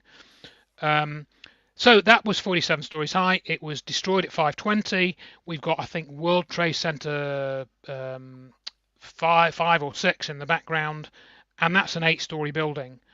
And then here we've got the remains of World Trade Center 1 and 2, which is maybe 1 story high. So on the right here, we can see in proportion the amount of material that's gone missing. And this we know was taken on 9/11. We know that it was taken maybe about 2 o'clock in the afternoon, 1 or 2. So all these stories about the steel being shipped to China, which were merrily put out in the early days, how can you ship all that steel to China in like 2 hours, 4 hours? It's not possible. That is a lie. That was disinformation that was circulated early on. And I probably repeated that in the early days before I was aware of these pictures, which, again, were taken on 9/11 or, around that time. So here's the steel turning to dust. We have a section of so-called wheat checks or World Trade Center which has become detached, and we can see that this segment here has actually turned to dust. This is where it's higher up, and this is where it's about to hit World Trade Center number 3 on the right, and that's actually turned to dust. So that it proves that there is a process going on of some kind. And then you have to work out eventually what that process is. So you first have to establish what happened, despite it being something that does go off the radar screen. Just because it goes off people's radar screen and takes them into a place they don't really want to be or have never been before, doesn't mean to say it didn't happen. Right. And one of the approaches I like about Judy Wood is she says, look, I don't necessarily claim to be able to answer every single question that you may have about this. But the important point is we establish, first of all, what happened, what is capable of happening based on the evidence, right? Because obviously as a journalist, I'm like, who, what, where, when, why? Answer all those questions for me. But we can't necessarily do that. But we can do a substantial part of it by saying straight off the bat, what you're saying is absolutely this was not controlled demolition. There was another reason for this, right? Absolutely. And you get all these people, again, there's architects and engineers, there are other groups, there's pilots for 9/11 Truth. Very few of them will actually discuss this evidence, and it's always been a bit of a mystery to us as to why, because it's clearly true. And they try and give other explanations, like here for this dust. And one of the key pieces of evidence that you can see in the videos, again, I haven't got it in this presentation here, but it's in some of the videos that Dr. Wood has put together in her presentations. We've got this so-called spire. We call this a spire, and this was 70 stories high, and this was a section of core columns from the core of the towers, and it stood for a few seconds, about 5 or 6 seconds after the main destruction had kind of ended and it had all turned to dust, and then that itself turned to dust. And then people tried to argue that this wasn't actually turning to dust, it was just the dust that was already there, and they came out with all these arguments. But you can clearly see this is steel columns turning to dust before your eyes. So not only have you got the evidence that I just showed, with the pieces turning to dust just before it hits the Marriott Hotel, we've got this evidence as well. The thing about 9/11 was there were tens of thousands of people in New York City that witnessed this, and quite a few of them recorded it in some way with pictures like this, with videos. That's never happened before. Take something like Sandy Hook in 2012. There were a few witnesses there, maybe, I don't know, 100 or something, and none of them videoed the events. You wouldn't have done it. So this was on a different scale, and this is why we can expose it so massively, because of the enormous amount of evidence that's been collected. I mean, Dr. Wood, she collected 40,000 pictures. 40,000 pictures of 9/11. Wow. And that's distilled that down to what's in the Where Did the Towers Go book. There's the spire again from another angle. So we can see that this isn't just simple fakery or somebody, putting out disinformation. We can verify this. And as Dr. Wood says, she verified it from seismic evidence, from witness accounts saying the towers had turned to dust, people being levitated and all this kind of thing. And there's the remains of the World Trade Center complex. And Mr. Gage talks about 3 buildings. He doesn't talk about 7 buildings being destroyed. All of those buildings were either destroyed outright on the day, or they were demolished afterwards. And also the Bankers Trust was taken down piece by piece at a cost of $70 million, and that was a process which was completed, I think, in 2010. And you can see the outline of where those buildings were. And World Trade Center number 4 was cut in half. I think we might have another picture of that on another slide. I'm not sure. So that's World Trade Center number 6 with big holes in the top. World Financial Center wasn't really damaged except for a few pock marks. World Trade Center number 5, that had a big chunk cut out of it. Let's see if we've got that's the key one. Nobody talks about this. Norman came up with this expression, the orphans, the building orphans, and that's quite a good expression. That building was cut in half with like a, Dr. Wood calls it an X-Acto knife. We would call it a Stanley knife. I mean, what happened to that building? What can do that? That wasn't thermite. That wasn't controlled demolition. That's a lie. Well, why would you want? Well, I think it's the most profound question, which is where did the towers go? Because obviously this would have created immense amount of rubble. And one of the things that I heard Dr. Wood say was even building 17, when it crash, quote unquote, the rubble didn't even stretch across to the road, across the road. That's astonishing. So there is obviously something here very curious. There are some people in the comments are like, no, this is absolutely controlled demolition. And I understand the reason that you mentioned Richard Gage, obviously architects 9/11, although he was no longer part of that, although I think he wants to get back in there, is because it would appear that they're probably the main opponents to what you're saying, right? Yeah, and I mean, again, you look at when that group was set up, and it was set up during the presentation of Dr. Wood's court case in the Southern District of New York, right, which was against military contractors, or partly against military contractors, because she'd worked out that some sort of energy was involved. That she'd sort of worked that out by about 2006, right? And then she got together with an attorney. The details of this are on the Dr. Judy Wood website. But architects and engineers, then they filed a request for correction after Dr. Wood did. When a request for correction was where you challenged the government narrative legally, yes. And that's what she did. And nobody ever talks about that. And we never asked for any money to do that. We did it ourselves. I was involved with that, presenting getting documents prepared for that, and I contributed some money to that. It all stinks, says Chris in the comments. And I do think that to a degree, because there's so much, which unfortunately time won't allow us necessarily to go through every single bit of this, which is why, A, it's important that you are on so that we can at least signpost people that. But there is stuff. There are questions that make absolutely no sense to me. One example is Dr. Wood said the towers disappeared in less than 10 seconds. How is that even Correct. Possible? Correct. So, and what you'll find is that that's kind of what it looked like on the surface, but we have evidence that the process of destruction wasn't immediate. It took about an hour, and it looks like the towers were actually being turned to dust from the inside initially, and you couldn't see that. And then you just saw the final sort of phase where the face was, just came down, but most of the buildings had been turned to dust already when you saw that. That certainly seemed to be the case with building number 7. Toasted cars, for example, why are these cars on fire but the paper next to them is not on fire? That's covered extensively in the book. How can that happen? Now, this is a key one as well. This was the so-called toasted car parking lot. I think it's about a quarter of a mile from where the World Trade Center was. This has been built on now, by the way. It's not there anymore. And this might be quite small on the screen, but I encourage you to go to the website and study this image. I've got another image that I made from this. These are 2 pictures that Dr. Wood captured. And if you look carefully, people used to argue with us and say, "Oh, those toasted cars, they were towed, so that you can't say that they were next to the World Trade Center or whatever." Well, some of the cars may well have been towed, but we know that these were not towed, and we can see that these were toasted in place. And if you look at these cars carefully, you can see that in one picture, like taken, I don't know, whatever it was, 11 o'clock in the morning, and the next one, an hour later, I forget the exact times, these cars are completely rusted. How can these cars rust within 2 hours? Right.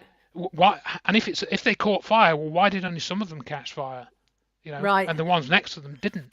Almost more questions than answers, right? I mean, we've obviously clearly been steered, no doubt about it. As a seasoned journalist, I know when we've been steered, and this was apparent. It was absolute wall-to-wall coverage from a very certain perspective, and we were hit with that on a constant basis.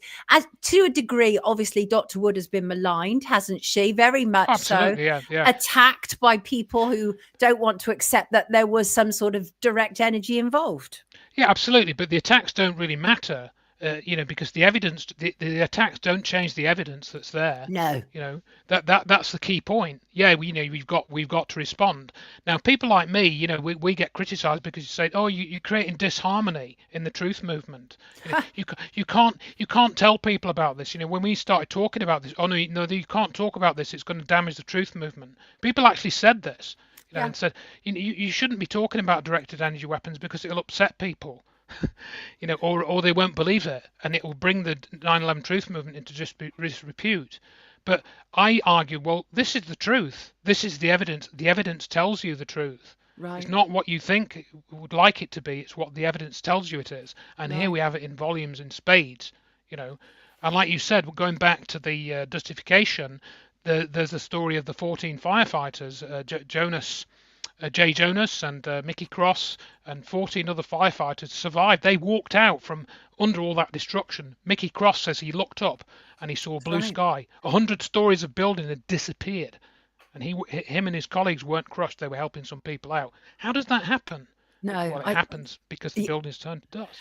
And also, what the other thing that Dr. Judy says, and I think this again may also explain why there's such opposition to what you're saying, is she said if we can allow for the fact that there was some kind of direct energy weapon that hit that can also open us up to the possibility of free energy. Well, nobody, they don't want that for a start, obviously, and that's why it came up on Wednesday, because we were discussing free energy, and that's why it rose. Well, that's why I've been so, I've stuck with this. And anybody that invites me to speak about it, I don't generally present it in front of people now who don't have an interest in it or ask me questions. I don't bring it up. Right. It takes, but the thing is, when you understand this and you understand this evidence, you understand the contents of where the towers go, the world's sort of global terrorism narrative, that's gone. It's just irrelevant. Yeah. Also, the scarcity of energy, that's gone. And also, what we haven't talked about yet, and Mr. Gage never talks about, is the weather. So the whole climate change narrative, once you understand what happened on 9/11, that is gone as well, because we know that they can control the weather. And that's pretty much, to me, I mean, Dr. Judy Wood doesn't say this outright, but to me, they controlled the weather on 9/11 as part of the operation. So once you understand that and you see the evidence for that in the form of Hurricane Erin, which we haven't got to yet, that's all gone. So that is why this is so dangerous. And you have, for example, architects and engineers who take in over $1 million to run their cover-up. Wow. And yeah, that's in their records. You can go and look them up. Right. And they also have vetting procedures, which we've got a copy of from a book that was published. And the only person that's named in their vetting procedures for when they want to vet the people who sign up for their question, the only person named in the whole of history, can you guess who that might be? Dr. Judy Wood. Oh, okay. Got you. Right. Let me just throw some comments at you. James says, is this bloke laying a false trail for us to follow? And obviously, you've probably have been asked that many times. Are you, in fact, controlled opposition? Right. That's what people will have said to you, right? Yeah, absolutely. Yeah. So I would advise you, James, was it? Yes. Go and look at the evidence. Go and check these pictures out. Check where they came from. Go and check out Dr. Judy Wood. See what you can find out about her. You can ring me up if you want. Send me a letter. My address is on my website. You can talk to me. You can ask me any question that you like. Wow, that's very accessible of you. Thank you. We appreciate that. I have people turning up on my doorstep to buy copies of the book. I had one guy just turned up on my doorstep. Says, "Oh, can I get? I don't know his name." He gave me 25 quid. And we don't have a group. We don't have an architects and engineers group or an academic group. If you want to make a donation, what you get for that donation is a copy of Where Did the Towers Go? And you go and read it, and then you work out for yourself whether it's true or not. Right. It's a phenomenally well-produced book. It really is. I highly recommend it, everybody. I really do, because everything that we're hearing right now from Andrew is pretty much here anyway. So it is, and it's all laid out. You read it from start to finish. And from front to back, and once you've read it, some people read it multiple times. People have come back to me for more copies. I've had people buying boxes of 10 so they can give them away, which, by the way, isn't a good idea. No, most people don't want to read it. Not a good plan. Money. No. Anyway, let's go back to some more of this. Let me just quickly say this, though, and I think just as a catch-up, really, and that is, it is important what you've just said, because there were so many agendas that were kind of set forth as a consequence of the official narrative, and that included, of course, as you say, weather, terrorism, all of these, the way we even fly absolutely changed as a consequence of 9/11 and as the official narrative. So yes, absolutely. Please continue. Thank you. So this is another key piece of evidence which very few people will talk about, and multiple instances of this. And this is really serious stuff. Why are these cars upside down? If you look carefully there, you can even see a fire truck upside down. How can that happen? How can that possibly happen? We have other witness accounts which tie in with this evidence too. We have, for example, the photographer David Hansher, who's took this famous picture of showing no plane crashing into the World Trade Center Tower number 1, the second so-called alleged second impact. He was levitated and carried a block, and he held onto his camera. He lost his cell phone. He lost his pager.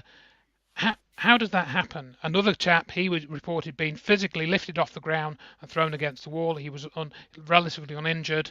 I've got video clips of that in the presentations that I've done. how does this happen?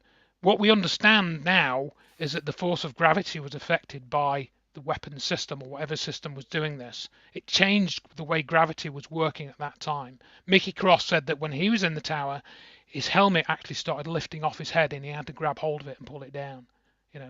What's going on? Yeah, it's on a different level, and you got to understand this if you really want to know the truth about. It's hard though, isn't it? That's why absolutely. I opened it with this whole idea. Absolutely, and again, this goes back to what I said earlier, because I'd already been looking at all the UFO stuff, and this ties into that at some level. We don't know exactly your how. mind was open then to a degree, right? In a way that, because it is difficult for some people. Some people are only just getting around to the fact that it was an inside job, right, Andrew? So well, you've got to be careful with that. And I used to say that. I used to say that, and I probably have said it since, But Dr. Wood says we don't really know who did it. We still don't know who did it. I think what I would say is that the cover-up of 9/11 was an inside job. The government, knew that their narrative was not true. But you could, for example, say we all talk about the hidden power structures and these hidden groups and secret societies, and we don't really know much about them. People talk about the Jesuits, the Bilderbergers, the Freemasons, and I've come across all of this. David Icke talks about the reptilians. I know you've got a story with him, and I've got a story related to him as well. Rather a lot of my past, I have to say. Well done. Well, I followed you because I watched you get involved with that People's Voice, and I had to sort of sideline involvement with that back in 2013. Interesting. And I've got this chapter in my book about Ken O'Keefe, who you probably know because he got involved with that, and I was involved with that as well. And that again relates to how this has been covered up. Oh, this is very interesting. I suspect we're going to have to bring you back on, actually. Well, maybe. Moving forward. That's not a problem. We do that sometimes. We do people because one of the reasons why I wanted you in this kind of longer spot was because this is a big topic. It's huge. I consider 9/11 a gateway to the truth. Once people can understand that 9/11 narrative was not as told, I think it can open them up to a lot of other lies that are being told to us throughout the world. So that's why I consider it really important. And I hate lies. I hate cover-ups. I absolutely do. So I do think it's really admirable. I want to throw something at you, right? Because an early part of, because I think a lot of people are really interested in what you have to say, but this is very early doors for them. And one of the earliest pieces of Dr. Wood's research was to do with the billiard ball example. Right. And I think that's quite interesting as well. Are you able to kind of briefly explain that to us? Yeah, I don't know if we've got a slide for that. I might have it on the old slide. I'll just see if I can get it up, but it'll take me a while to Don't worry, let me ask you this question. So anyway, it is on the old site here. I won't sort of go through all of this, but the thing is that the billiard ball example was a thing that she initially came up with to try and present it to her colleagues in a safe way. It didn't really talk about 9/11. It just got you to consider how the building disappeared. And the billiard ball example is where you take a billiard ball and you start it on, say, the top floor, and then you let it drop 10 floors, and then it triggers another billiard ball to go down after 1 second. And then, the billiard ball trigger the next billiard ball to fall down. And so if you have a 1 second delay with each triggering, the next one above triggering the one below, you've got, in other words, it's taking 1 second for it to fall 10 floors, then or 1 floor, whatever. Then you end up with a collapse time of 110 seconds. That was what she was trying to sort of illustrate. Exactly, and yet the whole thing disappeared in less than 10 seconds. Right, got you. Correct. Absolutely. And she showed this to her academic supervisor at the university that she was at, and he looked at it, and you could see the cogs, clicking into place, and he couldn't handle it. People are also scared, though. We've seen terrified of the implications. Absolutely, they are, especially if they have, a job like you have, or a job like I have, a job that can be lost if the wrong person are told, But let me ask you this, because this is something that many people are going to ask. Katie says, does Andrew believe the theory about the illusion of the planes? But we saw the planes, didn't we? Well, it's not so much that I believe the theory about anything. What I've looked at is the evidence, and this is where you have to distinguish between theory and evidence. If you look at my website, checktheevidence.com, the tagline is knowledge, not belief. So you can know something or you can believe something. I try not to believe anything. I try to know things from the evidence that I've studied. And as regards the planes, we can clearly see, I'm not on this, but I haven't got pictures here, so I'm talking out of sequence with the slides now. But if you look at the impact of Flight 175, you can see that the tail section didn't break off, the wings didn't break off. If you think of a Formula One crash, where a car crashes into the tyres on a Formula One track, the car will spin round. That's called translation, because one form of motion turns into another. Bits will fly off everywhere. A wheel will fly off down the track or something. None of that happened with the plane crashes on 9/11. None of it. The tail section didn't break off. The plane just the building absorbed the plane completely. They call it the butter plane. Some people say it was remote control planes. Well, the same would apply to remote control planes as real, as human control planes. The tail section would have broken off and fallen to the ground. And Dr. Morgan Reynolds was one of the champions of this study, and you can go and look at his website, nomoregames.net. And that was a subject of his court case. His court case looked at the alleged plane crashes and what the official report said about those, proof by computer animation, as they said at the time. And so as I understand it, I mean, you look at Mark Conlon's research, 9/11 planes research, Substack. If you look at his research, he's looked at the plane stories and they don't add up. It looks like they had two different planes which were alleged to be Flight 11. I forget the exact numbers that Mark's found. Elias Davidson, he looked at the stories of from ground crew, people on the ground, that none of them had any description of any of the alleged hijackers got on any of the planes. That's for the people that were on the ground. The BBC reported 11 hijackers survived, or 6 hijackers survived. I think it was later to 9. That's on the BBC website. So there were no hijackers. There were no real planes. I understand now from the research of Chris Hampton and Mark Conlon that it looks like the planes were some type of 3D volumetric image projection, holograms, if you will. But there is again a history behind that technology. I was contacted by Edgar Fouché, who's an Air Force guy. That's in another of my books. He talked about stealth technologies and this sort of thing, and he seemed to have some knowledge of that. And so I think the planes were some sort of image projection, I would say. Interesting, very interesting. There is another part of the evidence that we haven't yet looked at, and that was the issue of water. Right, the issue of seismic and bathtub. I think it goes under the heading of. Is that correct? Right. Yep. We'll put that up then. So this is another good pitch here that Dr. Wood comparison that she made a few years ago. Now, good few years ago. Anyway, I mean, she was putting these pictures together. I don't know, 17 years ago. Wild when you think. I mean, I've been presenting this sort of information since at least 2012. I think the first one I did was 2008, but we've learned a bit more since then. Right, so here again, we're talking about the seismic information, which apparently Mr. Gage doesn't understand, according to a video clip we've got of him. Anyway, so this is the Marriott Hotel, World Trade Center number 3. You look at the towers there on the left, and again, this just illustrates how much disappeared. So if all those chunks of building fell to the ground, as solid steel girders, or were chopped up by bombs or thermite or whatever, they would have made an impact. But we don't see that here. We don't see evidence of that here. Going back to the seismic signature, we see that the shape of this, it didn't last long enough. If you looked at the King Dome destruction, I think the seismic signature for that, which was a much smaller structure, lasted, I don't know, about 12 seconds or something. I forget the exact figures. These are all in the book. But the way that this started and ended, it was just much too short, and there wasn't enough of it. The signal was too weak for the size of the building. And some people have said that the seismic signature was fake because of this. This seismic data was fake. I don't think it was, because it matches with everything else we now know about the dustification, and the other witness evidence and the video evidence shows that the building turns to dust. And when you understand that's actually what happened, this seismic signature shows that as well. So that's why these things corroborate. So this is a Seattle King Dome. You can see the comparison there. That was 52 seconds of shaking, and the ground shaking, and the World Trade Center was like, I don't know, a total of whatever it was. 50, Andrew, much less than this.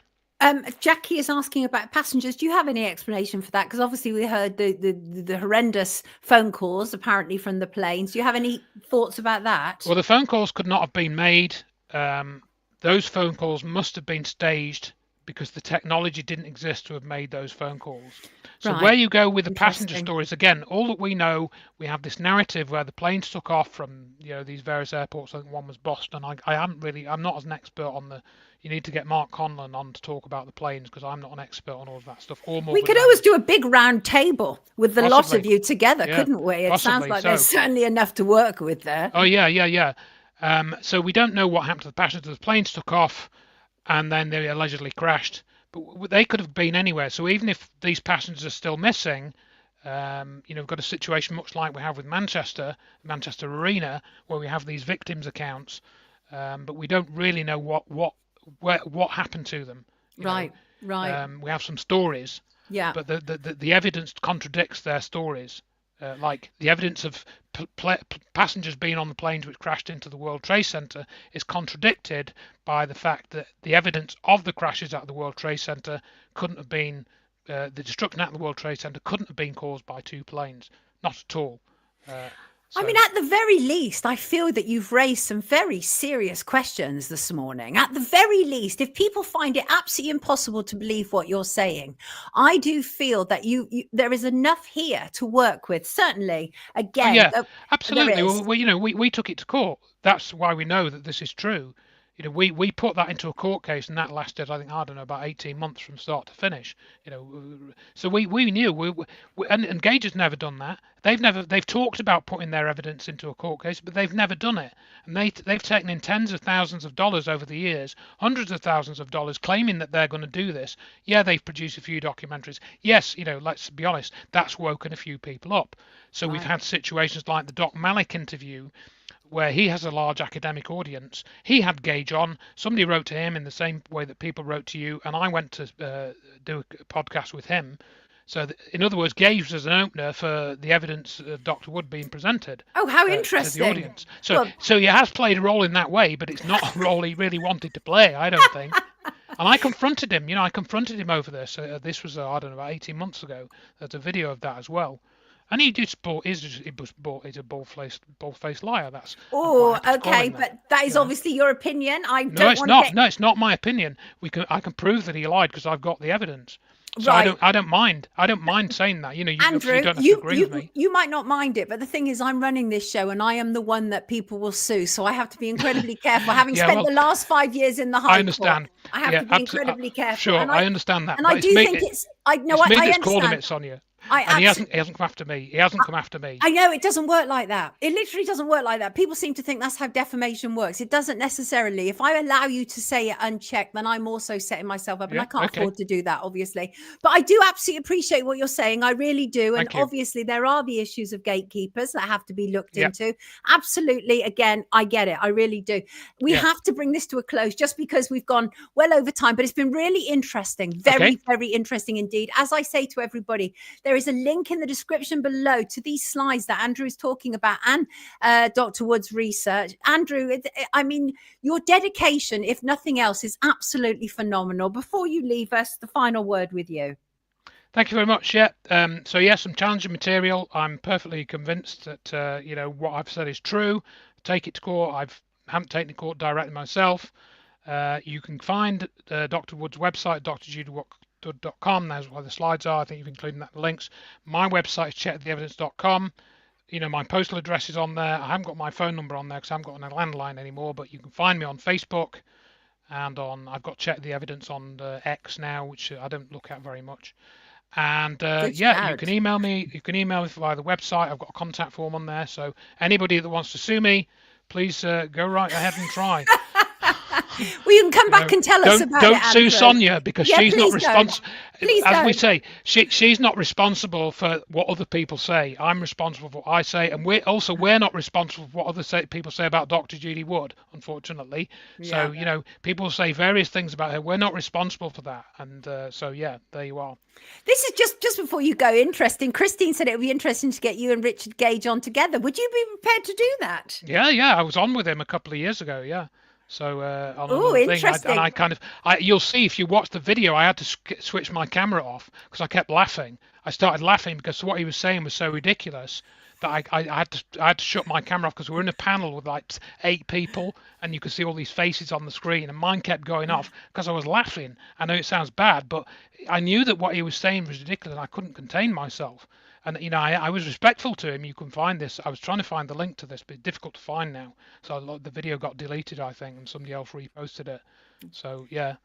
Andrew is a Anyway. bad boy, but we like yeah. him. Thank you. We really appreciate that. I mean, this has been very interesting, so insightful, really. It has. And believe me when I say I've always stuck with this is a controlled demolition, right? I've always been on that side, inside job, controlled demolition. But you've given me plenty of food for thought, and I really appreciate that, everybody. You're very welcome. Thanks for having me on. Thank you. Very brave of you. Thank you. Well, no, not at all. I mean, like you, the truth is the truth, whichever shape it comes in. But thank you for being here with us, everybody. This is Andrew Johnson, and he is extremely passionate about this incredible work. Take good care of yourself, Andrew. Lovely to have you with us. Thank you. Wonderful. Bye. He's brave. Gosh, he's brave. Wow. A lot longer than I would normally keep a guest, but you just had so much to say. So one of those things, right? One of those things. Have a good week, Andrew. Thanks for coming on. But I don't subscribe to your theory, says James. And that's okay, right? We're allowed to do that. Yeah? David Icke would not come on here, I don't think, for a second, because as Andrew alluded, I've already worked with David Icke and I did not have a great experience working together. And while I would absolutely welcome him on here, I doubt for a second that David would come. But out into the ether, David, you'd be welcome to come on Wake Up. Absolutely, he would be welcome. What else to talk about? Actually, I've got to be careful of the time here. Just to say, obviously, the whole net zero thing, that's gone very interesting now. I might try and get Paul Burgess back on to talk about this because there's a whole load of stuff that's kicked off. But if you notice, they've moved the timeline along now. They're no longer saying 2030 in terms of the UK's net zero. They're now saying 2050. Anyway, they've had an attack on marine life, right? Maritime. They're now saying that they have a decarbonisation strategy that was laid out for ministers last week, included vessels using future fuels and plugging into shipping charge points in a bid to boost the UK's prospects as a clean energy superpower. The aim is the Labour government seek to achieve net zero across all sectors by 2050. And again, as I say, they've changed the timeline because they know we're not buying it. They know we're not buying it. No, he's not scared. I'll ask him to come on. No, I don't think for a second, Ale, that he's scared. I don't think scared is the thing. He might not want to have a conversation with me. But I don't think David is scared of me. No, that's not the feeling that I get. It is a big scam, George. It really is. And what we have is Maritime Minister Mike Cain said the plans, which also include imposing a tax rise on marine fuel, would help to build a cleaner, more resilient maritime nation. And it's the same old stuff. It's the same old stuff. Ed Miliband is absolutely useless at his job. I've not seen him in one position in politics where he excels. He was obviously at one stage leader of the Labour Party. He was actually involved in a general election. That was when Russell Brand came out supporting him. And he failed, although I'm not suggesting he failed because Russell Brand supported him. No, I'm not. No, I have no updates on that, Simon. Reptilians are real, says Mikey. The river stinks. What are we talking about? Oh, yeah. Clean energy. But dirty streets polluted. Yeah. Who eats humans? What the heck is going on? Geoengineering. Let's talk about a little bit of geoengineering, if I can bring this in. Let's find a video. I think I've got a video here. There was so much spraying in England last week, by the way, just like tremendous volume of spraying. I wonder if I've still got this video. Yeah, here we go. Thank you, Colin, for sending that in. You can see that. Look at that. That's kind of like over Merseyside. That was where I was for the Lucy Let Me Outside broadcast. Look at that. That just astonishing. But that's perfectly normal, folks. I mean, what hope do we have of convincing people that direct energy weapons were used on 9/11 when people aren't even prepared to accept the evidence of their own eyes that our skies are heavily, toxic and polluted?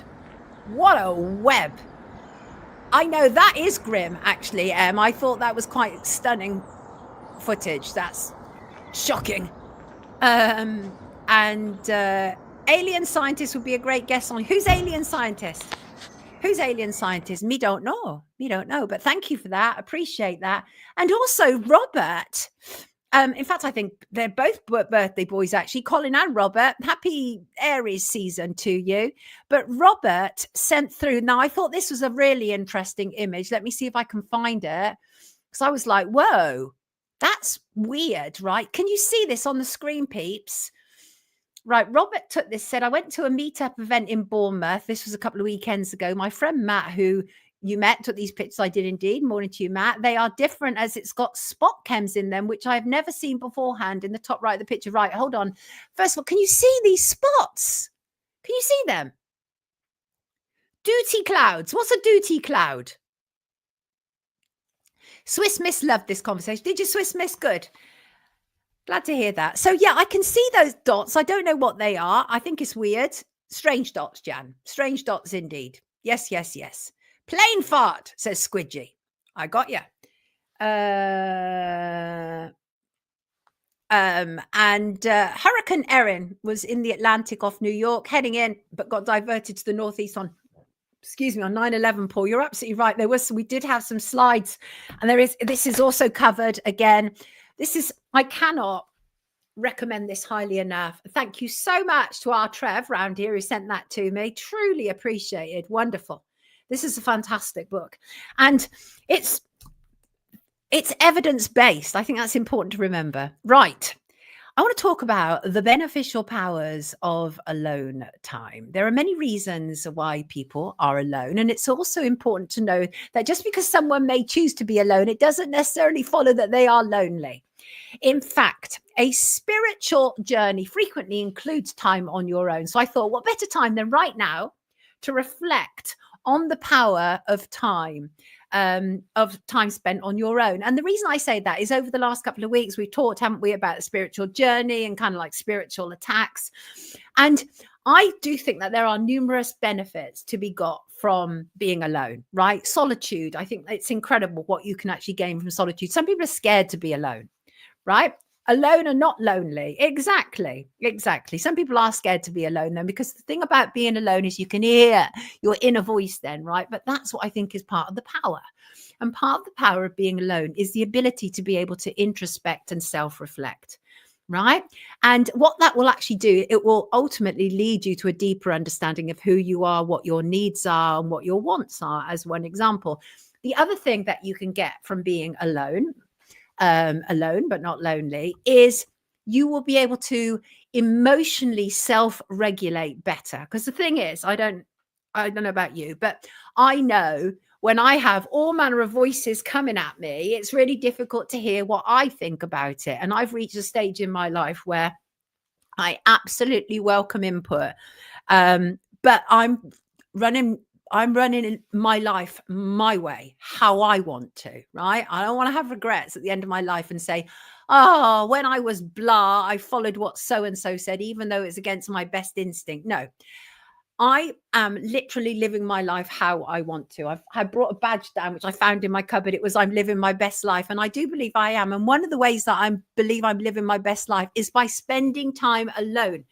I no longer feel that pressure to, be at every party that I'm invited to or every event that I'm invited to. I don't feel any of that. And one of the reasons why is I spent so much of my life in the company of people I don't actually like. Right? I don't actually like. I got nothing in common with, and I've only spent time with them because kind of like work has thrown me together with them, and I don't always want to do that.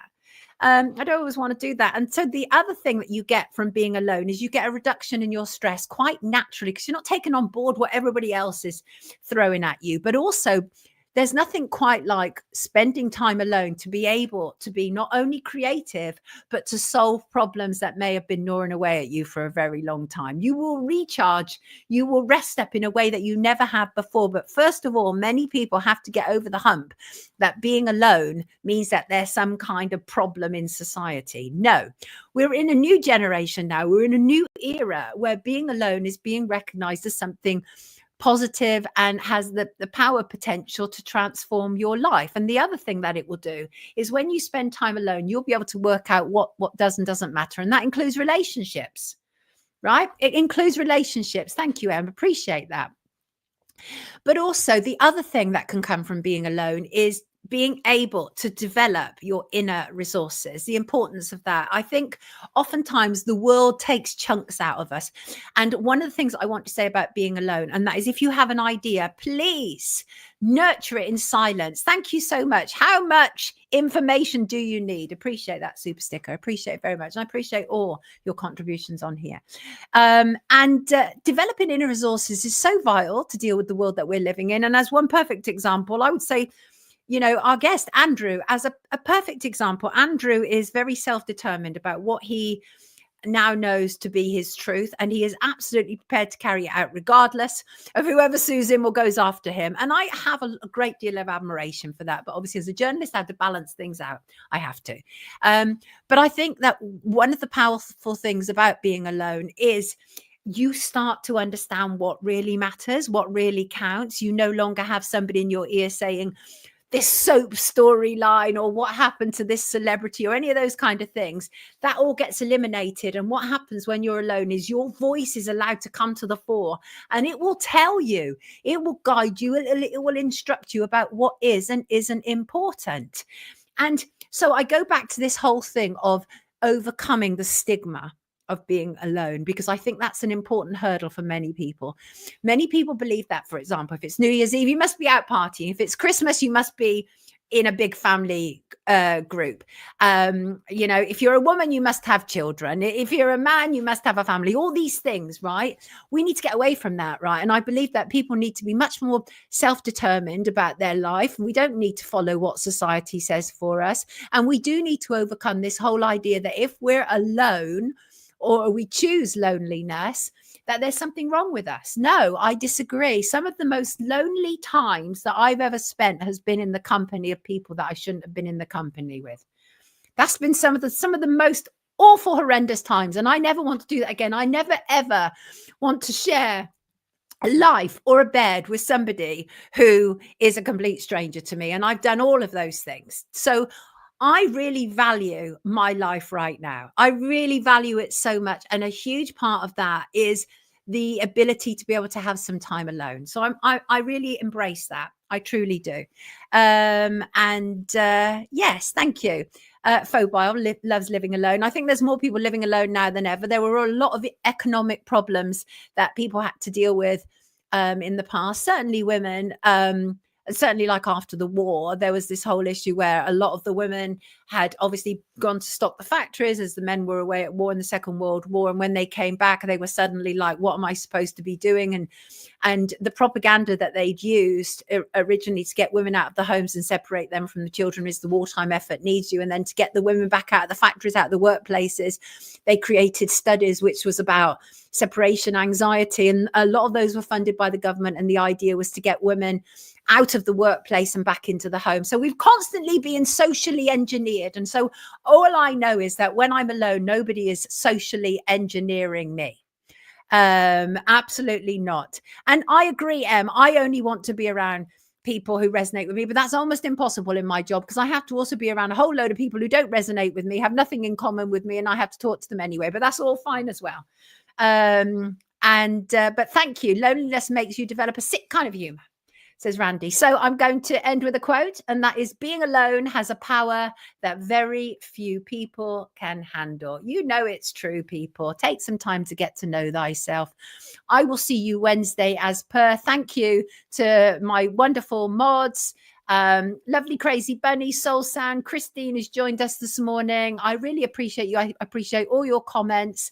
I appreciate your emails. I appreciate your donations. I appreciate you. And one of the reasons I know I appreciate you is I spend enough time alone to know what matters to me. Take good care of yourself, and I will see you Wednesday. Lots of love to you all. Thank you for being here today. Take care.